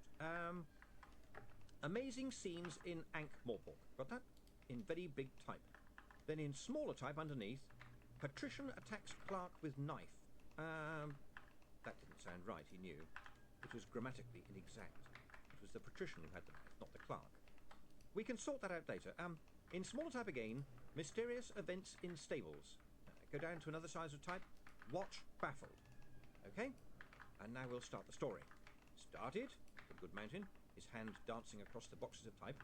Aren't we nearly finished? William flicked back and forth through his notes. How to begin, how to begin. Something interesting. No, something amazing. Some amazing things. No. The story was surely the strangeness of it all. Suspicious circumstances surround the attack. Make that alleged attack. I thought you said he admitted it, said Saccharissa, dabbing at her eyes with a handkerchief. I know. It's just that I think that if Lord Vetinari wanted to kill someone, they'd be dead. Look him up in Twerp's Peerage, will you? I'm sure he was educated in the Assassin's Guild. Alleged or not, said Goodmountain, his hand hovering over the A's. Just say the word. Make it the apparent attack, said William. By Lord Vetinari on Rufus Drumknot, his clerk, in the palace today. And, palace staff heard... Do you want me to work on this, or do you want me to find the beggars? Saccharissa demanded. I can't do both. William gave her a blank stare. Then he nodded. Rocky? The troll by the door awoke with a snort. Yes, sir? Go and find foul old Ron and the others, and get them up here as soon as possible.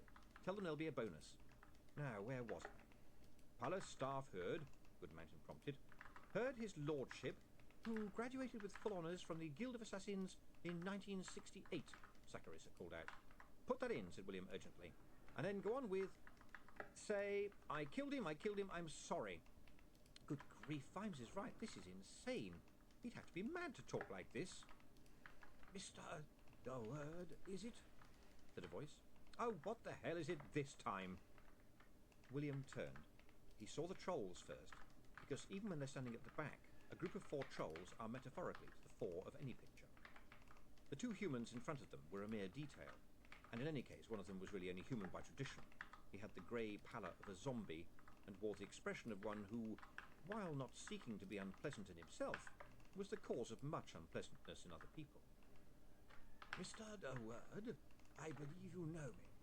I am Mr. Slant of the Guild of Lawyers, said Mr. Slant, bowing stiffly.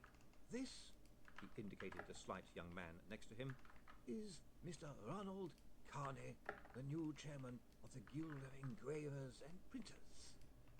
The 4 gentlemen behind me do not belong to any guild as far as I am aware. Engravers and printers, said Goodmountain. Yes, said Carney. We have expanded our charter. Guild membership is $200 a year. I'm not... William began, but Goodmountain laid a hand on his arm. This is the shakedown, but it isn't as bad as I thought it might be, he whispered. We haven't got time to argue, and at this rate we'll make it back in a few days and a problem.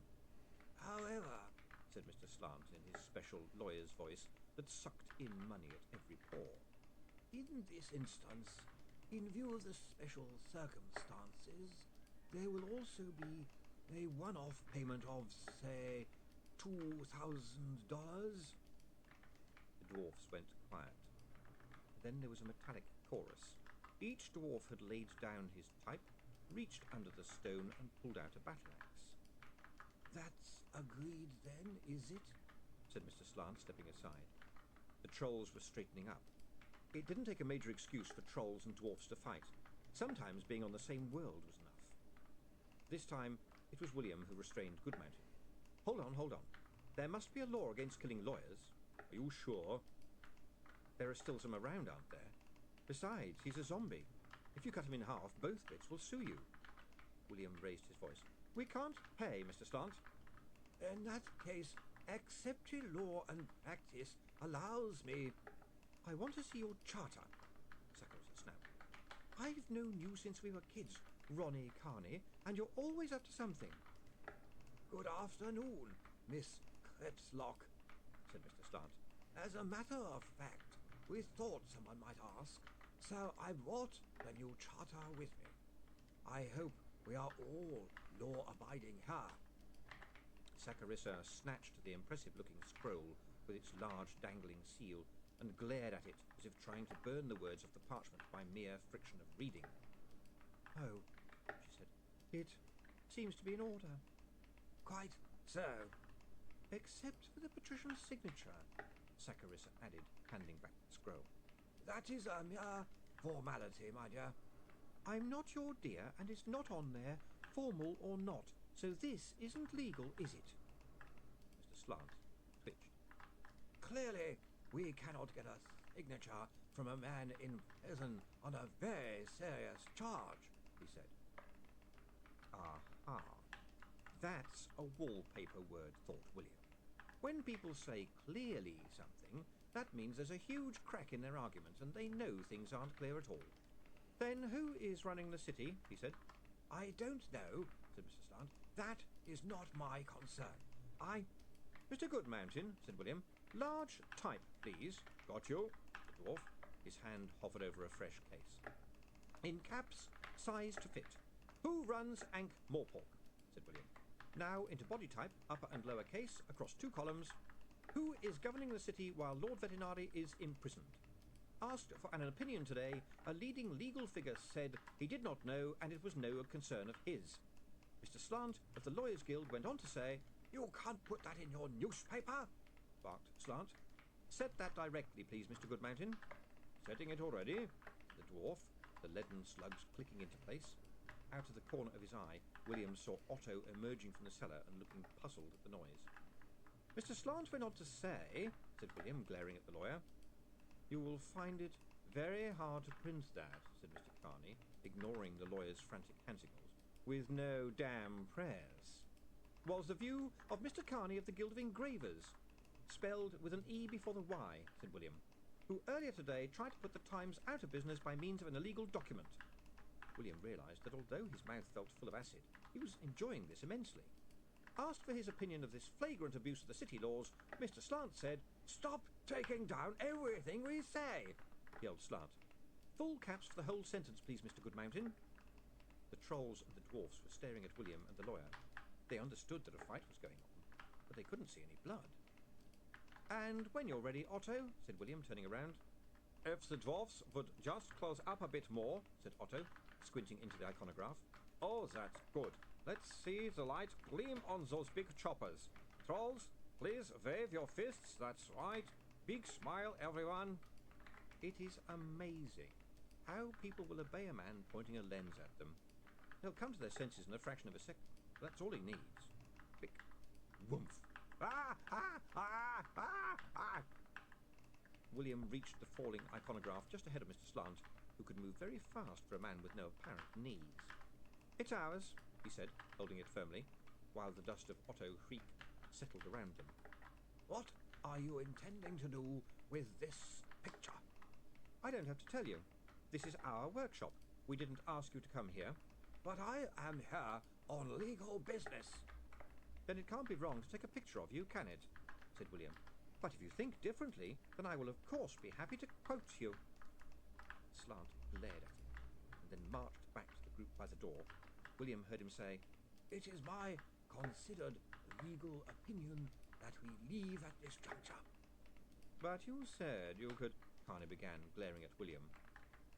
My very considered opinion, said Mr. Slant again, is that we go right now in silence. But you said... In silence, I suggest. They left. There was a group sigh of relief from the dwarfs, and a replacement of axes. You want me to set this properly? Said Goodmountain. There'll be trouble over it, said Saccharissa. Yes, but how much trouble are we in already, said William, on a scale of 1 to 10? At the moment, about 8, said Saccharissa. But when the next edition is on the streets... She shut her eyes a moment, and her lips moved in calculation. About 2,317? Then we'll put it in, said William. Goodmountain turned to his workers. Leave the axes where you can see 'em, boys, he said. Look, I don't want anyone else to get into trouble, said William. I'll even set the rest to type myself, and I can run some copies off on the press. Needs 3 to operate, and you won't get much speed, said Goodmountain. He saw William's expression, grinned, and slapped him as high up the back as the dwarf could manage. Don't worry, lad, we want to protect our investment. And I'm not leaving, said Saccharissa. I need that $1. $2, said William absently. It's time for a rise. What about you, Ott? Oh, can someone sweep up Otto, please? A few minutes later, the restored vampire pulled himself upright against his tripod and lifted out a copper plate with trembling fingers. What is happening next, please? Are you staying with us? It could be dangerous, said William, realizing that he was saying this to a vampire iconographer who undied every time he took a picture. What kind of danger? Said Otto, tilting the plate this way and that in order to examine it better. Well, legal to start off with. Has anyone mentioned garlic so far? No?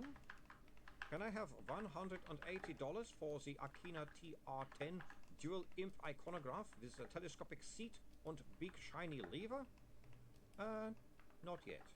Okay, said Otto philosophically. Then I shall require $5 for repairs and improvements. I can see this is a different kind of job. All right then. William looked around the press room. Everyone was silent and everyone was watching him. A few days ago, he'd have expected today to be, well, dull. It usually was, just after he'd sent out his newsletter. He generally spent the time wandering around the city or reading in his tiny office while waiting for the next client with the letter to be written or sometimes read out. Often both kinds were difficult. People prepared to trust a postal system that largely depended on handing an envelope to some trustworthy-looking person who was heading in the right direction generally had something important to say. But the point was that they weren't his difficulties. It wasn't him making a last-minute plea to the patrician or hearing the terrible news about the collapse of Shaft 3, although of course he did his best to make things easier for the customer. It had worked very well. If stress were food, he'd succeeded in turning his life into porridge. The press waited. It looked now like a great big beast. Soon he'd throw a lot of words into it, and in a few hours it would be hungry again, as if those words had never happened. You could feed it, but you could never fill it up. Suddenly, what had he got them all into? But he felt on fire. There was a truth somewhere, and he hadn't found it yet. He was going to, because he knew that once this edition hit the streets, Bagrit. Whack. He glanced at the crowd coming in. Of course, the truth hid in some unlikely places and had some strange handmaidens. Let's go to press, he said. It was an hour later. The sellers were already coming back for more. The rumbling of the press made the tin roof shake. The piles of copper mounting up in front of Good Mountain leapt into the air at every thump. William examined his reflection in a piece of polished brass. Somehow he'd got ink all over himself. Did the best he could with his handkerchief. He'd sent altogether Andrews to sell the papers near Pseudopolis Yard, reckoning him to be the most consistently sane of the fraternity. At least 5 of his personalities could hold a coherent conversation. By now, surely the watch would have had time to read the story, even if they'd had to send out for help with the longer words. He was aware of someone staring at him. He turned and saw Sacharissa's head bent down over her work again. Someone sniggered behind him. There was no one there who was paying him any attention. There was a 3-way argument over a matter of sixpence going on between Good Mountain, Foul Old Ron, and Foul Old Ron, Ron being capable of keeping a pretty good row going all by himself. The dwarfs were hard at work around the press. Otto had retired to his dark room, where he was once again mysteriously also hard at work. Only Ron's dog was watching William. He considered that it had, for a dog, a very offensive and knowing look. A couple of months ago, someone had tried to hand William the old story about there being a dog in the city that could talk. It was the 3rd time this year. William had explained that this was an urban myth. It was always a friend of a friend who had heard it talk, and it was never anyone who had seen the dog. The dog in front of William didn't look as if it could talk, but it did look as if it could swear. There seemed to be no stopping that kind of story. People swore that there was some long-lost heir to the throne of Ankh living incognito in the town. William certainly recognised wishful thinking when he heard it. There was the other old chestnut about a werewolf being employed in the watch, too. Until recently, he dismissed that one, but he was having some doubts lately. After all, the Times employed a vampire. He stared at the wall, tapping his teeth with his pencil. I'm going to see Commander Vimes, he said at last. It's better than hiding. We're being invited to all sorts of things, said Sacharissa, looking up from her paperwork. Well, I say invited. Lady Salaci has ordered us to attend her ball on Thursday next week and write at least 500 words which we will of course let her see before publication. Good idea, Goodmountain called over his shoulder. Lots of names at balls and... Names sell newspapers, said William. Yes, I know. You want to go? Me? I haven't got anything to wear, said Saccharissa. It had cost $40 for the kind of dress you wear to that sort of thing, and we can't afford that kind of money. William hesitated. Then he said, Stand up and twirl around, would you? She actually blushed. Whatever for? I want to see what size you are. You know, all over. She stood up and turned around nervously. There was a chorus of whistles from the crew and a number of untranslatable comments in Dwarfish. You're pretty close, said William. If I could get you a really good dress, could you find someone to make any adjustments you need? It might have to be let out a bit in the top. What kind of dress? She said suspiciously. My sister's got hundreds of evening dresses, and she spends all her time at our place in the country, said William. The family never comes back to the city these days. I'll give you the key to the town house this evening, and you can go and help yourself. Won't she mind? She'll probably never notice. Anyway, I think she'd be shocked to find that anyone could spend as little as $40 on a dress. Don't worry about it. Townhouse. Place in the country, said Saccharissa, displaying an inconveniently journalistic trait of picking up on the words you hoped wouldn't be noticed. My family's rich, said William. I'm not. He glanced at the rooftop opposite when he stepped outside, because something in its outline was different, and saw a spiky head outlined against the afternoon sky. It was a gargoyle. William had got used to seeing them everywhere in the city. Sometimes one would stay in the same place for months at a time. You seldom saw them actually moving from one roof to another. But you also seldom saw them at all in districts like this. Gargoyles liked high stone buildings with lots of gutters and fiddly architecture, which attracted pigeons. Even gargoyles have to eat. There was also something going on further down the street. Several large carts were outside one of the old warehouses, and crates were being carried inside. He spotted several more gargoyles on the way across the bridge to Sidopolis Yard. Every single one of them turned its head to watch him. Sergeant Detritus was on duty at the desk. He looked at William in surprise. By damn, that was quick. You run all the way? He said. What are you talking about? Mr. Vimes only sent for you a couple of minutes ago, said Detritus. Go on up, I should. Don't worry, he stopped shouting. He gave William a rather you-than-me look. But he are not glad about being in a tent, as they say. Has he ever been a happy camper? Not much, said Detritus, grinning evilly. William climbed the stairs and knocked at the door, which swung open. Commander Vimes looked up from his desk, his eyes narrowed. Well, well, that was quick, he said. Ran all the way, did you? No, sir, I was coming here hoping to ask you some questions. That was kind of you, said Vimes. There was a definite feeling that although the little village was quiet at the moment, women hanging out washing, cats sleeping in the sun, soon the volcano was going to explode and hundreds were going to be buried in the ash. So, William began. Why did you do this? Said Vimes. William could see the Times on the desk in front of the commander. He could read the headlines from here. The Ankh-Morpork Times. The truth shall make ye fret. Extra. Patrician attacks clerk with knife. He had the knife, not the clerk. Mysterious events in stables. Strange smell of peppermint. Watch. Baffled. Baffled, am I? Said Vimes. If you are telling me that you are not, Commander, I will be happy to make a note of them. Leave that notebook alone. William looked surprised. The notebook was the cheapest kind, made of paper recycled so many times you could use it as a towel. But once again someone was glaring at it as if it was a weapon. I won't have you doing to me what you did to Slant, said Vimes. Every word of that story is true, sir. I'd bet on it. It sounds like his style. Look, Commander, if there's something wrong with my story, tell me what it is. Vimes sat back and waved his hands. Are you going to print everything you hear? He said. Do you intend to run around my city like some loose siege weapon? You sit there, clutching your precious integrity like a teddy bear, and you haven't the faintest idea, have you? Not the faintest idea how hard you can make my job. It's not against the law to... Isn't it? Isn't it, though? In Ankh-Morpork, stuff like this, it reads like behaviour likely to cause a breach of the peace to me. It might upset people, but this is important. And what will you write next, I wonder? I haven't printed that you have a werewolf employed in the watch, said William. He regretted it instantly. Vimes was getting on his nerves. Where did you hear that? Said a quiet voice behind him. He turned in his chair. A fair-haired young woman in watch uniform was leaning against the wall. She must have been there all the time. This is Sergeant Angua, said Vimes. You can speak freely in front of her. I've heard rumours, said William. He'd seen the sergeant in the streets. She had a habit of staring a bit too sharply at people he'd considered. And? Look, I can see this is worrying you, said William. Please let me assure you that Corporal Nobbs's secret is safe with me. No one spoke. William congratulated himself.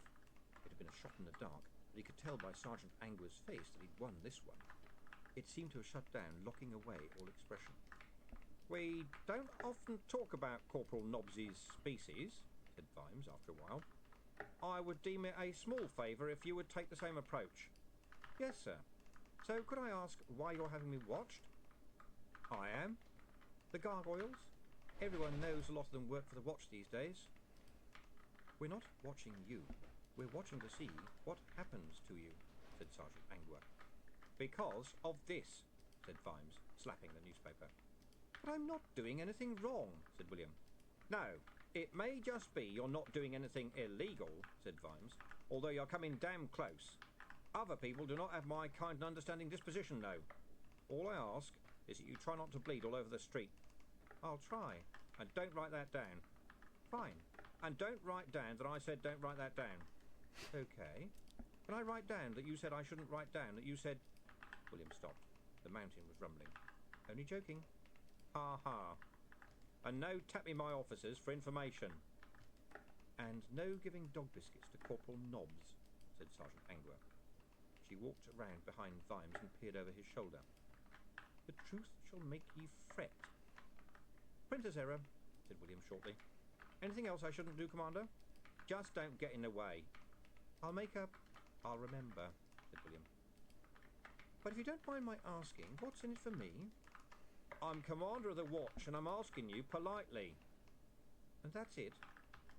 I could ask you impolitely, Mr. De Word. Vimes sighed. Look, can you see things my way? A crime has been committed. The guilds are in uproar. You've voted too many chiefs? Well, right now there's 100 many chiefs.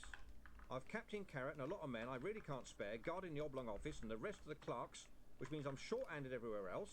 I've got to deal with all this and actively pursue a state of non-bafflement. I've got veterinary in the cells and Drumknot too. But wasn't he the victim, sir? One of my men is tending him. Not one of the city doctors?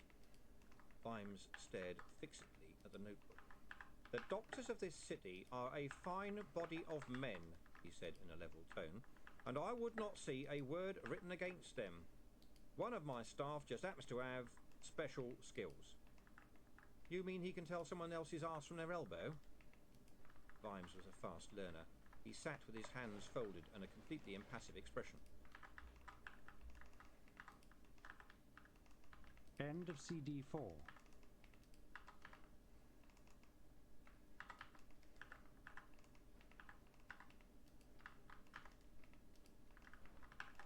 CD 5.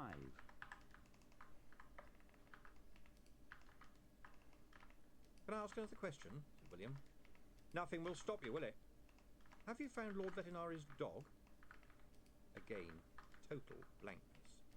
But this time William had the impression that behind it several dozen wheels had begun to spin.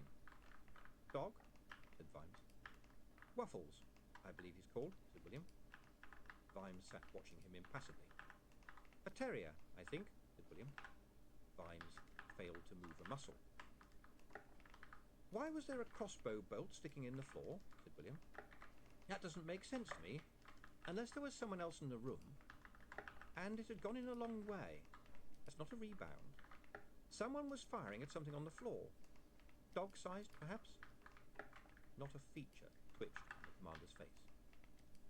And then there's the peppermint, William went on. There's a puzzle. I mean, why peppermint? And then I thought, maybe someone didn't want to be traced by their smell.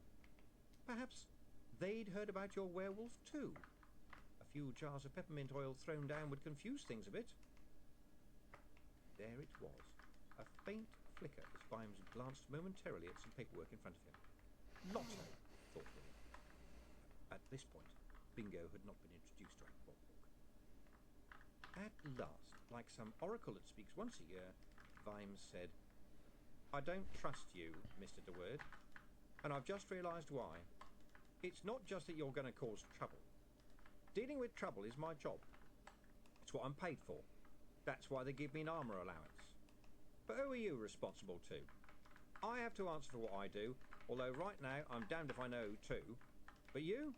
It seems to me you can do what the hell you like. I suppose I'm answerable to the truth, sir.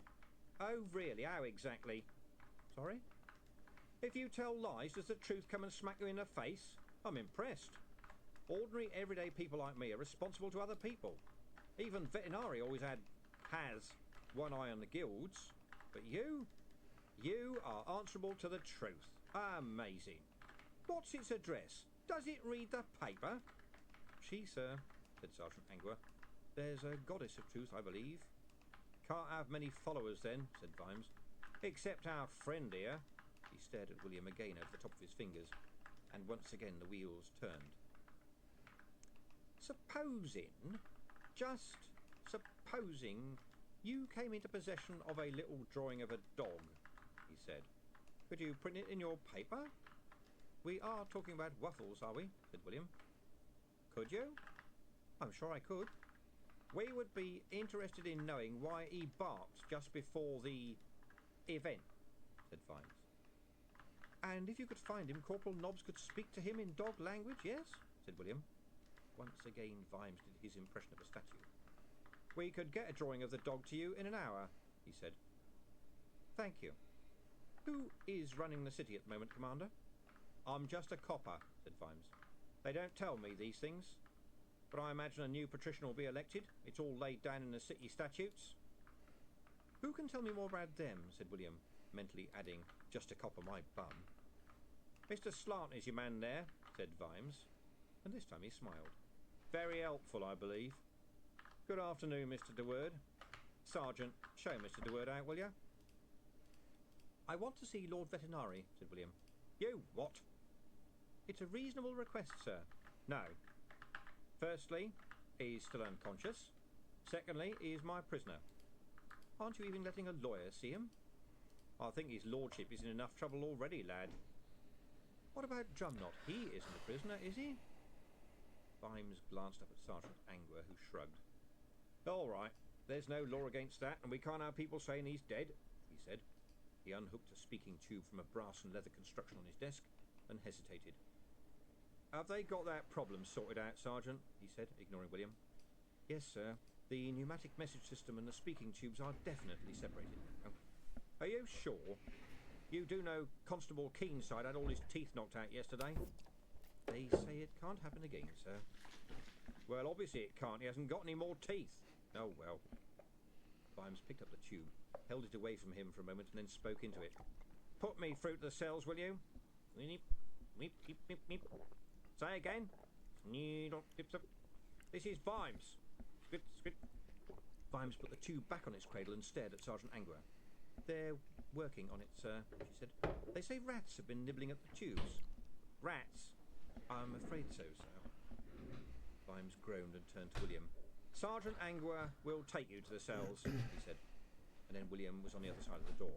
Come on, said the sergeant. How did I do? Said William. I've seen worse. Sorry to mention Corporal Nobbs, but... Oh, don't worry about that, said Sergeant Angua. Your powers of observation will be the talk of the station. Look, he's being kind to you because he hasn't worked out what you are yet, okay? Just be careful, that's all. And you have worked out what I am, have you? Said William. Let's just say I don't rely on first impressions. Mind the step. She led the way down into the cells. William noted, without being so crass as to write it down, that there were 2 watchmen on duty at the bottom. Are they usually guards down here? I mean, the cells have locks, don't they? I hear you've got a vampire working for you, said Sergeant Angua. Otto? Oh, yes. Well, we're not prejudiced about that sort of thing. The sergeant did not answer. Instead, she opened a door off the main cell corridor and called out, Visitor for the patients, Igor. Right with you, Sergeant. The room within was brightly lit by an uncanny, flickering blue light. Jars lined shelves on one wall. Some had strange things moving in them. Very strange things. Other things just floated. Blue sparks sizzled in some complex machine, all copper balls and glass rods in the corner. But what mainly drew William's attention was the great big eye.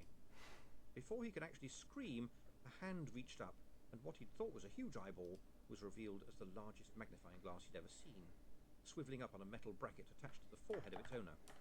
But the face it revealed was barely an improvement when it came to mouth-desiccating horror. The eyes were on different levels. One ear was larger than the other. The face was a network of scars, but that was nothing compared to the deformed hairstyle. Igor's greasy black hair had been brushed forward into an overhanging quiff in the manner of some of the city's noisier young musicians, but to a length that could take out the eye of any innocent pedestrian. By the looks of the organic nature of Igor's work area, he would then be able to help put it back. There was a fish tank bubbling on one bench. Inside it, some potatoes were idly swimming backwards and forwards. Young Igor here is part of our forensic department, said Sergeant Angua. Igor, this is Mr. DeWord. He wants to see the patients. William saw the quick glance Igor gave the sergeant, who added, Mr. Vimes says it's okay. Right this way, then, said Igor, lurching past William into the corridor. Always nice to get visitors down here, Mr. DeWord. You will find we keep a very relaxed cell down here. I'll just go and get the keys. Come in. Why does he only lisp the occasional S? Said William as Igor.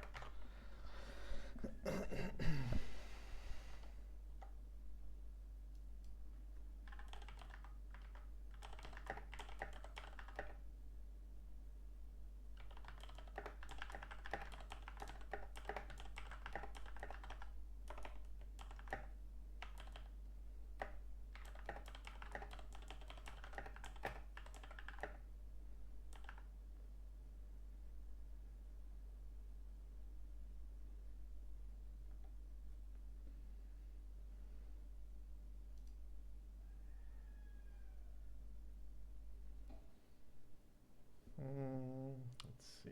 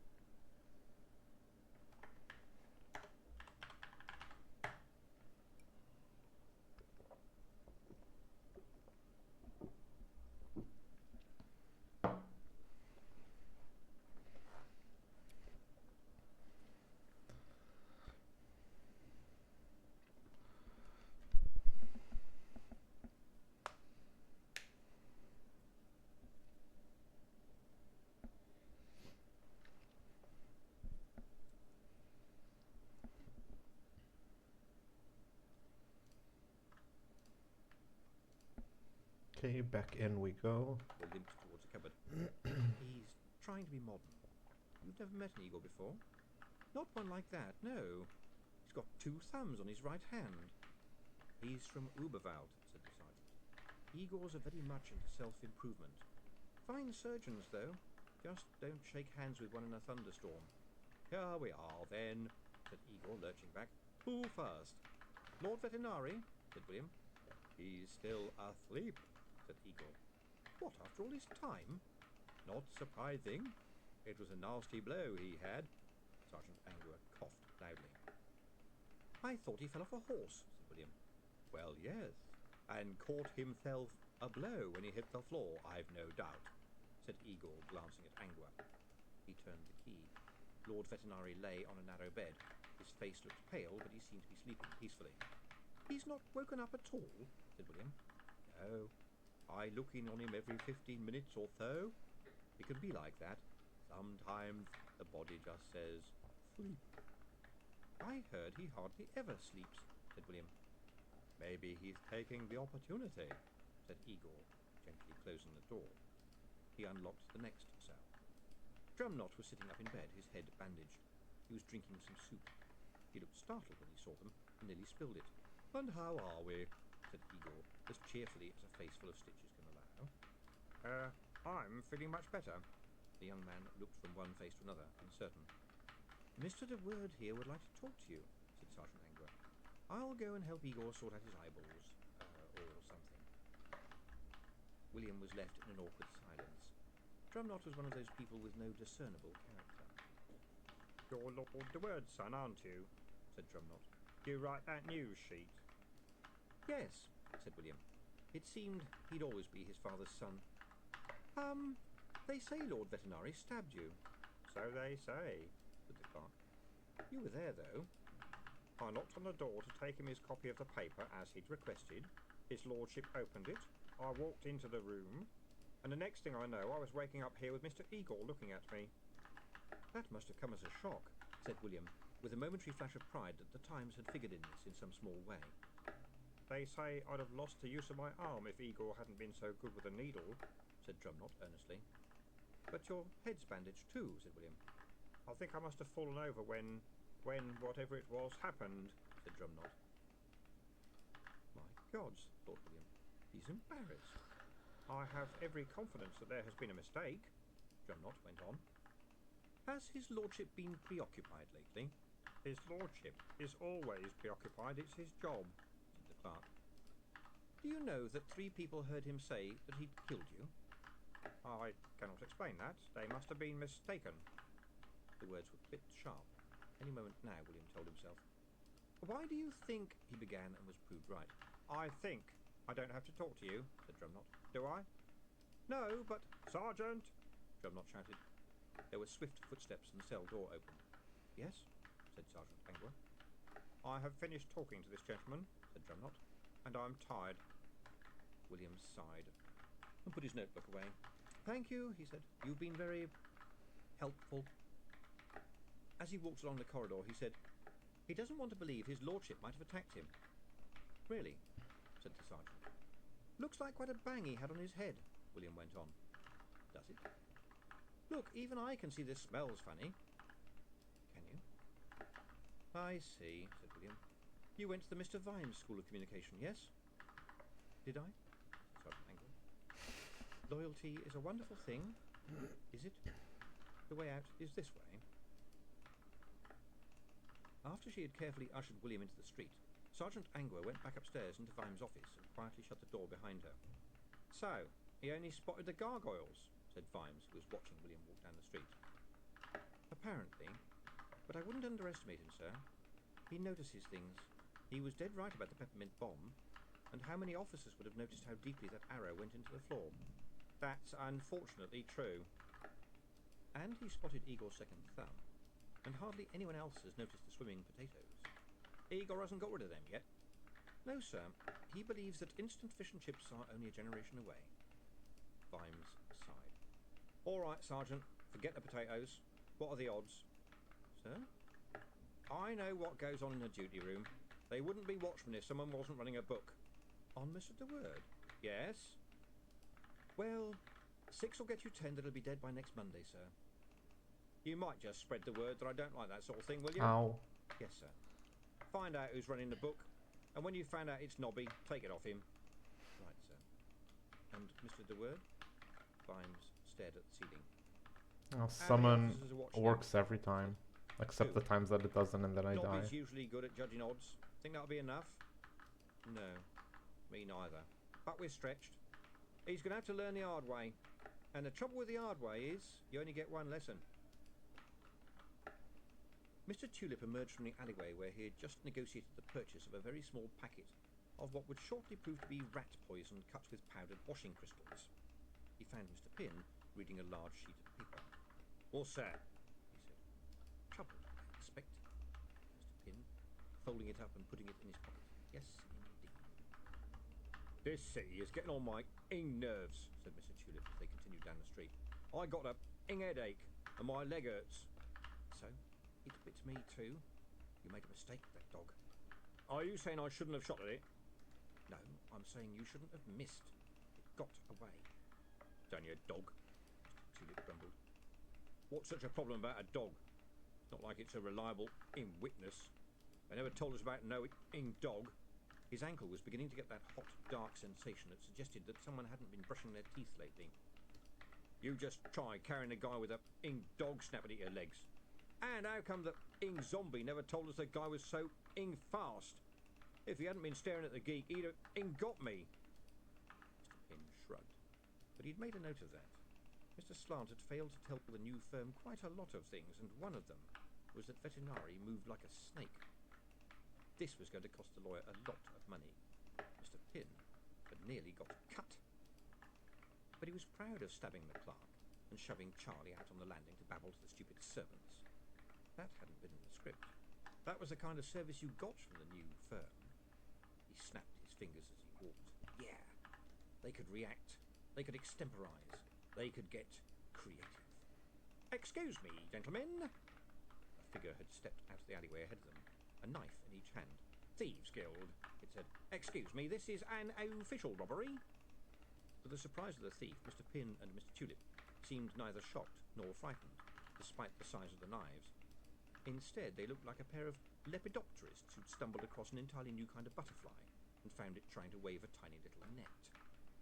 "Official robbery," said Mr. Tulip slowly. "Are your visitors to our fair city?" said the thief. "Then this is your lucky day, sir. And, sir, a theft of $25 entitles you to immunity from further street theft for a period of a full 6 months. Plus, for this week only, the choice of this handsome box of crystal wine glasses or a useful set of barbecue tools which will be the envy of your friends." "You mean you're legal?" said Mr. Pin. "What friends?" said Mr. Tulip. "Yes, sir. Lord Veterinary feels that since there'll always be some crime in the city, it might as well be organised." Mr. Tulip and Mr. Pin looked at one another. "Well, legal is my middle name," said Mr. Pin, shrugging. "Over to you, Mr. Tulip. And since you are newcomers, I can offer you an introductory $100 theft, which will give you subsequent immunity for a full 26 months, plus this booklet of restaurant, livery hire, clothing and entertainment vouchers worth a full $25 at today's prices. Your neighbours would admire." Mr. Tulip's arm moved in a blur. One banana bunch hand caught the thief around the neck and slammed his head against the wall. "Unfortunately, Mr. Tulip's middle name is Bastard," said Mr. Pin, lighting a cigarette. The meaty sounds of his colleague's permanent anger continued behind him as he picked up the wine glasses and examined them critically. "Cheap paste, not crystal at all," he said. "Who can you trust these days? It makes you despair." The body of the thief slumped to the ground. "I think I'll go for the barbecue set," said Mr. Tulip, stepping over it. "I see here where it contains a number of oh-so-useful skewers and spatulas that will add a new dimension of enjoyment to those al fresco patio meals." He ripped open the box and dragged out a blue and white apron, which he examined critically. "Kill the cook," he said, slipping it over his head. "Hey, this is classy stuff. I'll have to get some friends so they can envy me when I'm having a meal with al fresco. How about them vouchers?" There's never any good stuff in these things, said Mr. Pin. It's just a way of shifting stuff no one can sell. See here, 25% off happy hour prices at Furby's Castle of Cabbage. Tossed the booklet aside. Not bad, though, said Mr. Tulip. And he only had $20 on him, so it's a bargain. I'll be glad when we leave this place, said Mr. Pin. It's too strange. Let's just frighten the dead man and get out of here. Ingrat! The cry of the wild newspaper seller rang out across the twilit square as William set off back to Gleam Street. They were still selling well, he could see. It was only by accident, as a citizen hurried past him, that he saw the headline, "Woman gives birth to Cobra." Surely Saccharissa hadn't got out another edition by herself, had she? He ran back to the cellar. It wasn't the Times. The title, in big bold type that was rather better than the stuff the dwarfs made, was Ank Morpork Inquirer, the news you only hear about, 2p. "What's all this?" he said to the seller, who was socially above Ron's group by several layers of grime. "All this what?" "All this. The stupid interview with Drumknot had left William very annoyed. "Ask me, Gov. I'll get a penny for everyone I sell, that's all I know. Rain of soup in Genua? Hen lays egg 3 times in hurricane? Where'd all this come from?" "Look, Gov, if I was a reading man I wouldn't be flogging papers, right?" "Someone else has started a paper," said William. He cast his eyes down to the small print at the bottom of the single page, and in this paper even the small print wasn't very small. "In Gleam Street." He recalled the workmen bustling around outside the old warehouse. How could... But the Engravers Guild couldn't they? They already had presses, and they certainly had the money. Tuppence was ridiculous, though, even for this single sheet of rubbish. If the seller got a penny, then how in the world could the printer make any money? Then he realised. That wouldn't be the point, would it? The point was to put the Times out of business. A big red and white sign for the Inquirer was already in place across the street from the bucket. More carts were queuing outside. One of Goodmountain's dwarfs was peering around them from behind the wall.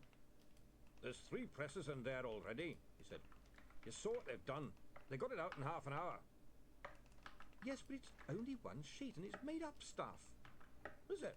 Even the one about the snake?" "I'd bet $1,000. William remembered that the smaller print had said this had happened in Lanka. He revised his estimate. "I'd bet at least $100. "That's not the worst of it," said the dwarf. "You'd better come in." Inside, the press was creaking away, but most of the dwarfs were idle. "Shall I give you the headlines?" said Saccharissa as he entered. "You'd better," said William, sitting down at his crowded desk. "Engravers offer dwarfs $1,000 for press." "Oh, no. Vampire iconographer and hard-working writer tempted with $500 salaries," Saccharissa went on. "Oh, really? Dwarfs buggered for paper." "What?" "That's a direct quote from Mr. Goodmountain," said Saccharissa. "I don't pretend to know exactly what it means, but I understand they've got enough for only one more edition." "And if we want any more, it's 5 times the old price," said Goodmountain, coming up. "The engravers are buying it up. Supply and demand, King says." "King?" William's brow wrinkled. "You mean Mr. King?" "Yeah, King of the Golden River," said the dwarf. "And yeah, we could just about pay that, but if them across the road are going to sell their sheet for 2p, we'll be working for practically nothing."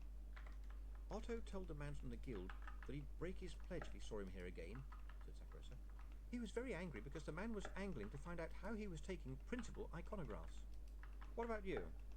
"I'm staying. I don't trust them, especially when they're so sneaky. They seem very low-class people," said Saccharissa. "But what are we going to do?" William bit his thumbnail and stared at his desk. When he moved his feet, a boot fetched up against the money chest with a reassuring thud. "We could cut down a bit, I dare say," said Goodmountain. "Yes, but then people won't buy the paper," said Saccharissa. "And they ought to buy our paper because it's got real news in it." "The news in the Inquirer looks more interesting, I have to admit," said Goodmountain. "That's because it doesn't actually have to have any facts in it," she snapped. "Now, I don't mind going back to $1 a day, and Otto says he'll work for $half if he can go on living in the cellar." William was still staring at nothing. "Apart from the truth," he said in a distant voice, "what have we got that the guild hasn't got? Can we print faster?" "1 press against 3, no," said Goodmountain. but I bet we can set type faster. And that means we can probably beat them in getting the first paper onto the street. Okay, that might help.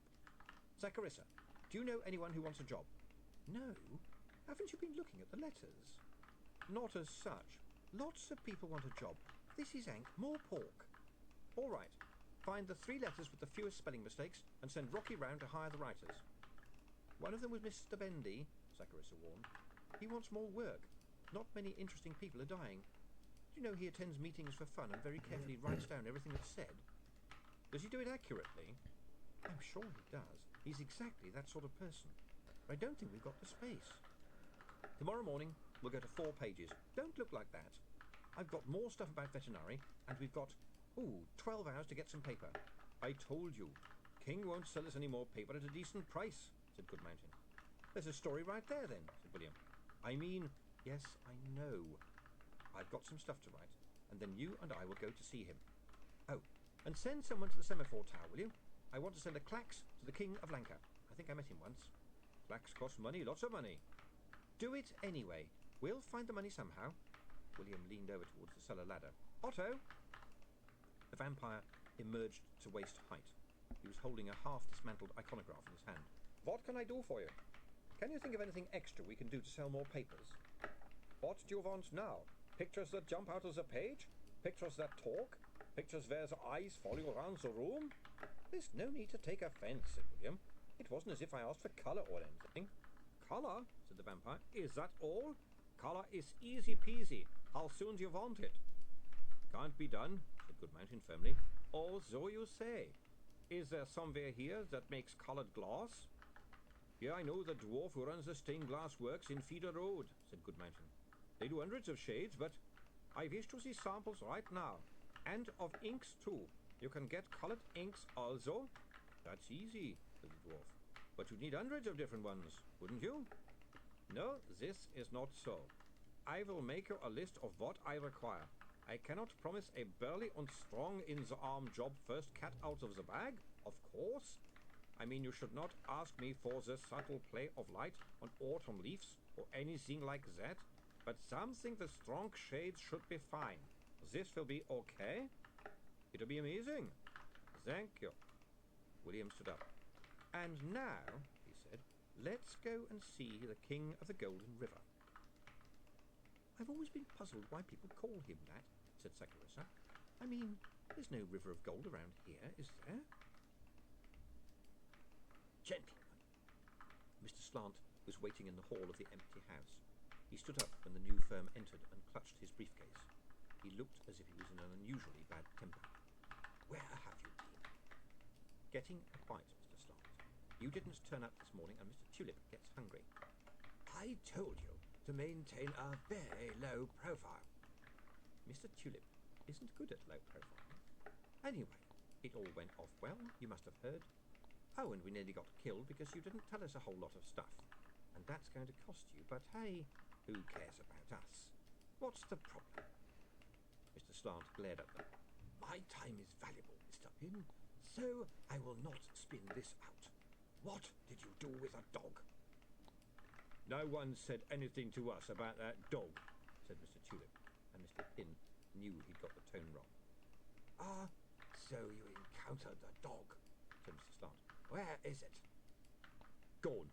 Ran off, bit our legs and ran off. Mr. Slant sighed.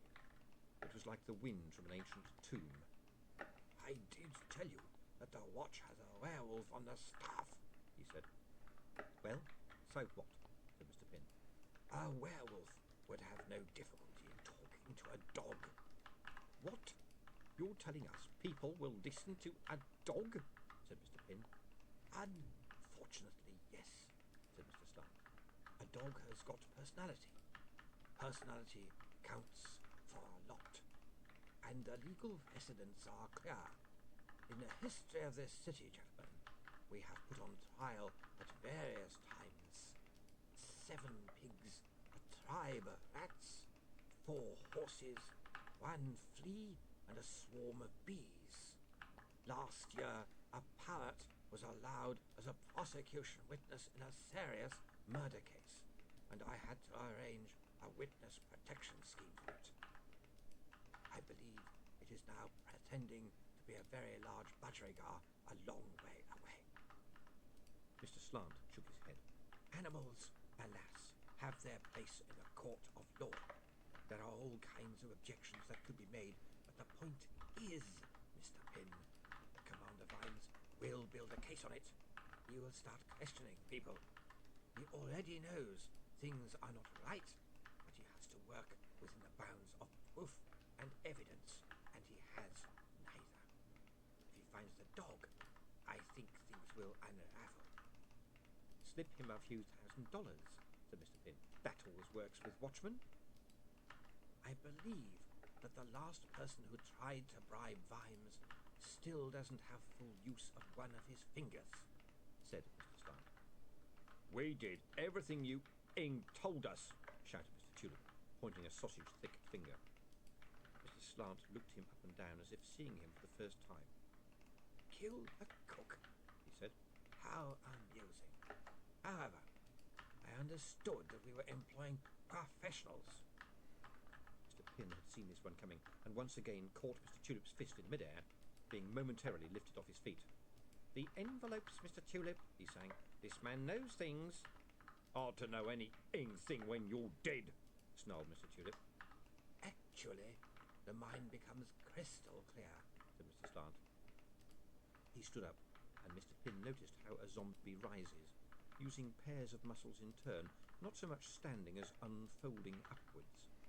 Your other assistant is still safe, Slant said. Back down in the cellar, drunk as a skunk, said Mr. Pym. I don't see why we don't just scrag him right now.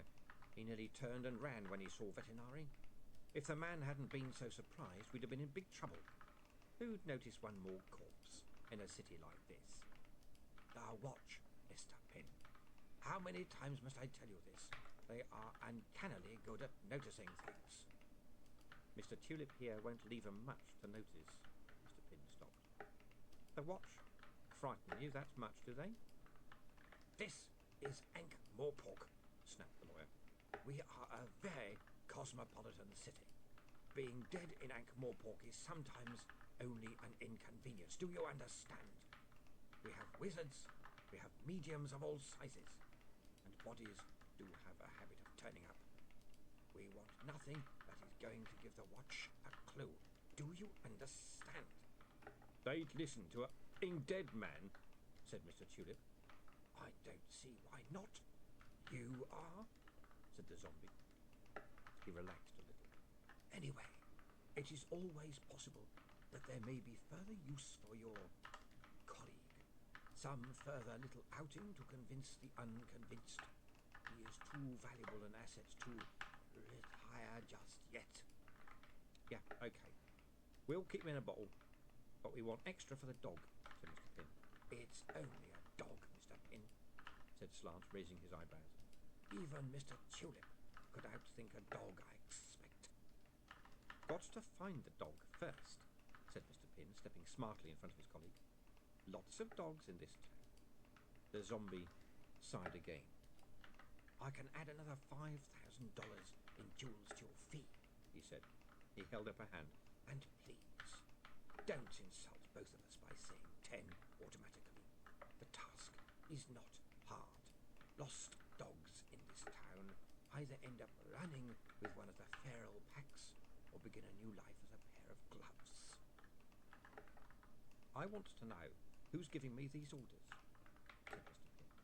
He could feel the weight of the disorganizer inside his jacket. Mr. Slant was surprised.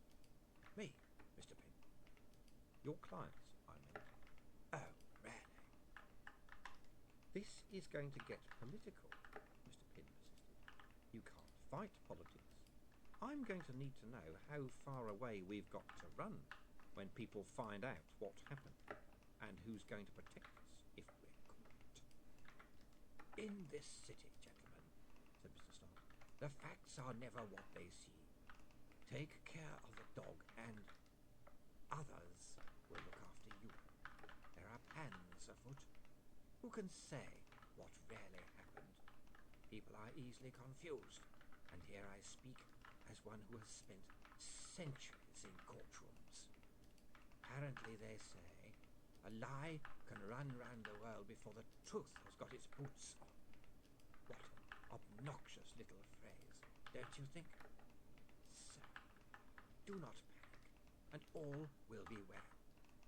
And do not be stupid either. My clients have long memories and deep pockets. Other killers can be hired.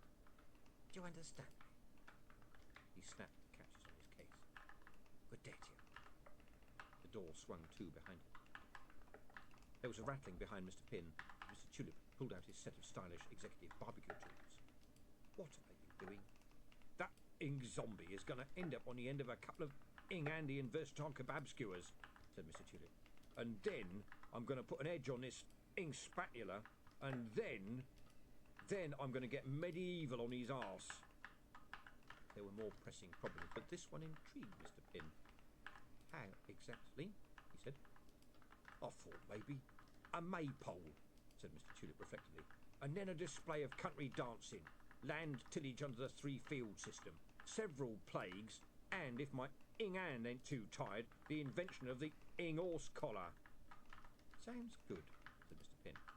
Now, let's find that damn dog. How are we going to do that? Intelligently, said Mr. Pym. I hate that ing way. He was called King of the Golden River. This was a recognition of his wealth and achievements, and the source of his success, which was not quite the classical river of gold. It was a considerable advance from his former nickname, which was Piss Harry. Harry King had made his fortune by the careful application of the old adage, where there's muck, there's brass. There was money to be made out of things that people threw away, especially the very human things that people threw away. The real foundations of his fortune came when he started leaving empty buckets at various hostelries around the city centre, especially those that were more than a gutter's length from the river. He charged a very modest fee to take them away when they were full. It became part of the life of every pub landlord. They'd hear a clank in the middle of the night and turn over in their sleep, content in the knowledge that one of Piss Harry's men was, in a small way, making the world a better-smelling place. They didn't wonder what happened to the full buckets, but Harry King had learned something that can be the key to great riches. There is very little, however disgusting, that isn't used somewhere in some industry. There are people out there who want large quantities of ammonia and saltpeter. If you can't sell it to the alchemists, then the farmers probably want it. If even the farmers don't want it, then there is nothing, however gross, that you can't sell to the tanners. Harry felt like the only man in a mining camp who knows what gold looks like. He started taking on whole streets at a time and branched out. In the well-to-do areas, the householders paid him to take away night soil, the by now established buckets, the horse manure, the dustbins, and even the dog muck. Dog muck? Did they have any idea just how much the tanners paid for the finest white dog muck? It was like being paid to take away squishy diamonds. Harry couldn't help it. The world fell over itself to give him money. Someone somewhere would pay him for a dead horse or 2 tons of prawns so far beyond their best before date it couldn't be seen with a telescope. And the most wonderful part of it all was that someone had already paid him to take them away. If anything absolutely failed to find a buyer, not even from the catmeat men, not even from the tanners, not even from Mr. Dibbler himself, there were his mighty compost heaps downstream of the city, where the volcanic heat of decomposition made fertile soil. 10p a bag, bring your own bag, out of everything that was left, including, according to rumour, various shadowy businessmen who had come second in a takeover battle. Brings up your daily as a treat. He'd kept the wood pulp and rags business closer to home, though, along with the huge vats that contained the golden foundations of his fortune, because it was the only part of his business that his wife Effie would talk about. Rumour had it that she had also been behind the removal of the much-admired sign over the entrance to his yard which said, H. King, taking the piss since 1961. Now it read, H. King, recycling nature's bounty. A small door within the large gates was opened by a troll. Harry was very forward-looking when it came to employing the non-human races, and had been among the first employers in the city to give a job to a troll. As far as organic substances were concerned, they had no sense of smell.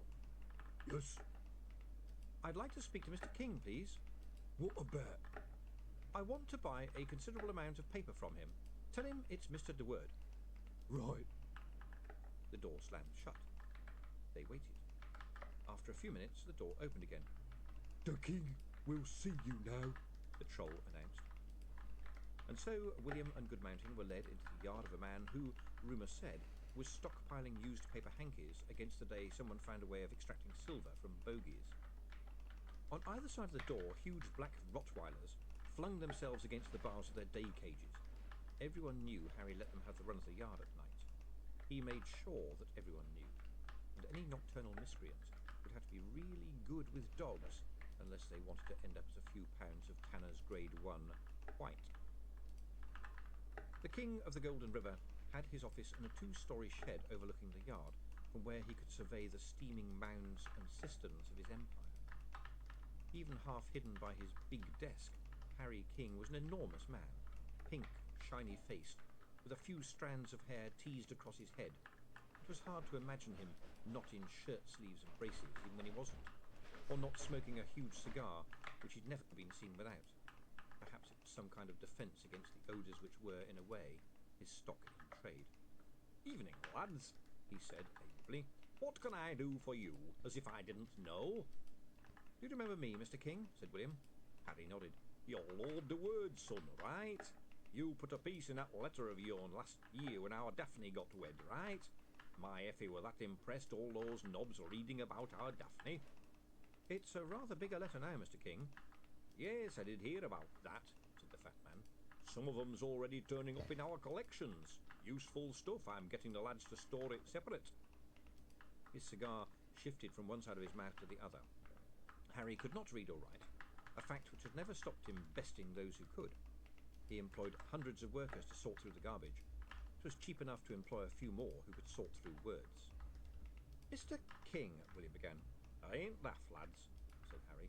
I know why you're here, but business is business. You know how it is. We won't have a business without paper, Goodmountain burst out. The cigar shifted again. And you'd be... This is Mr. Goodmountain, said William, my printer. Dwarf, eh? Said Harry, looking Goodmountain up and down. Nothing against dwarfs, me, but you ain't good sorters. Gnolls don't cost much, but the grubby little buggers eat half the rubbish. Trolls are okay. They stop with me 'cause I pays 'em well. Golems is best. They'll sort stuff all day and all night, worth their weight in gold, which is bloody near what they want paying these days. The cigar began another journey back across his mouth. Sorry, lads, a deal's a deal. Wish I could help you. Sold right out of paper. Can't. You're knocking us back just like that, said Goodmountain. Harry gave him a narrow-eyed look through the haze. You talking to me about knocking back? Don't know what a tosharoon is, do you? He said. The dwarf shrugged. Yes, I do, said William. There's several meanings, but I think you're referring to a big caked ball of mud and coins, such as you might find in some crevice in an old drain where the water forms an eddy. They can be quite valuable. What?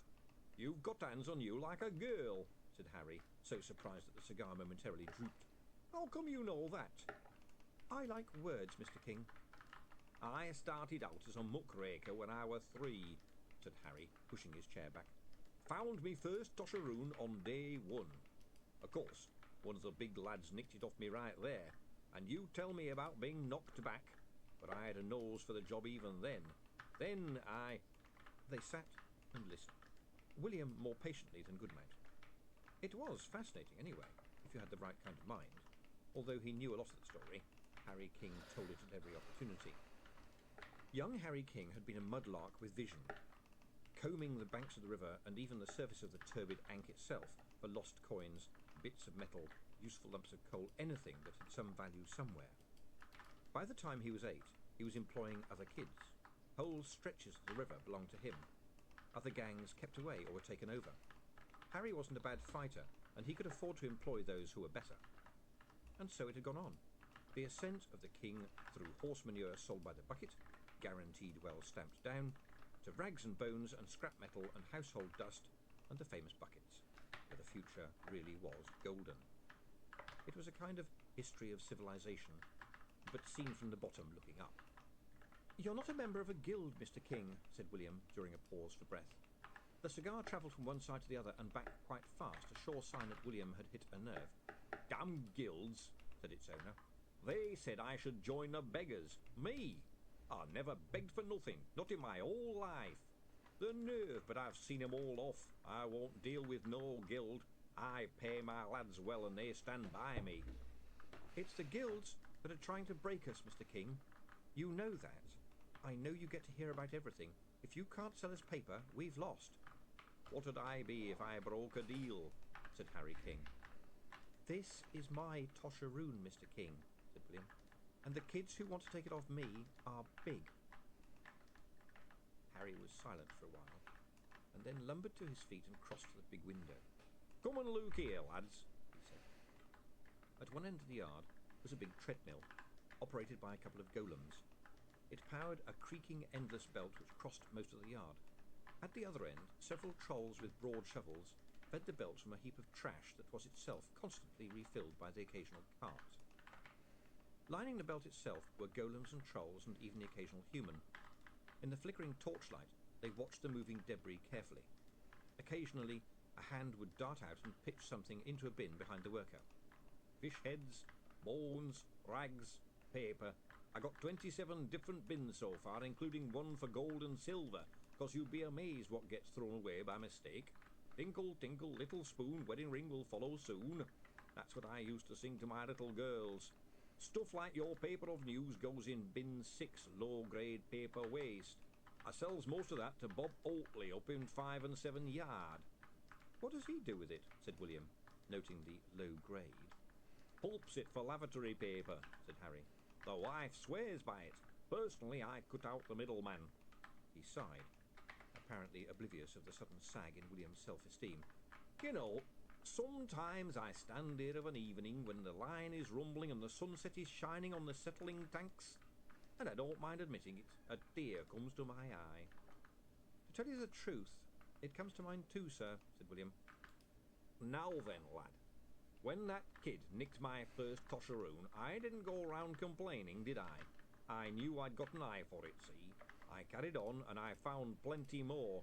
And on my 8th birthday, I paid a couple of trolls to seek out the man who'd pinched my first one and slap 7 kinds of snot out of him. Did you know that?" "No, Mr. King." Harry King stared at William through the smoke. William felt that he was being turned over and examined like something found in the trash. "My youngest daughter, Hermione, she's getting married at the end of next week," said Harry. "Big show, Temple of Offler, choirs and everything. I'm inviting all the top knobs. Effie insisted. They won't come, of course, not for Piss Harry."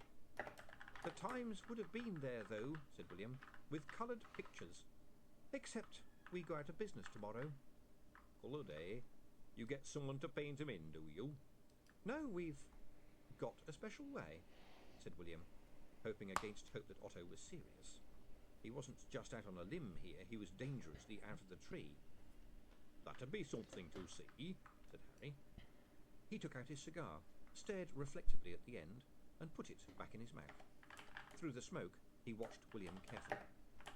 William felt the distinct unease of a well-educated man who has to confront the fact that the illiterate man watching him could probably outthink him 3 times over. "Mr. King, we really need that paper," he said, to break the thoughtful silence. "There's something about you, Mr. Deward," said the king. "I buy and sell clerks when I need 'em, and you don't smell like a clerk to me. You've got the air about you of a man who'd scrabble through a ton of shit to find a farthing, and I'm wondering why that is." Okay, I'll be ending the stream here. Thanks for watching, guys. Have a good one.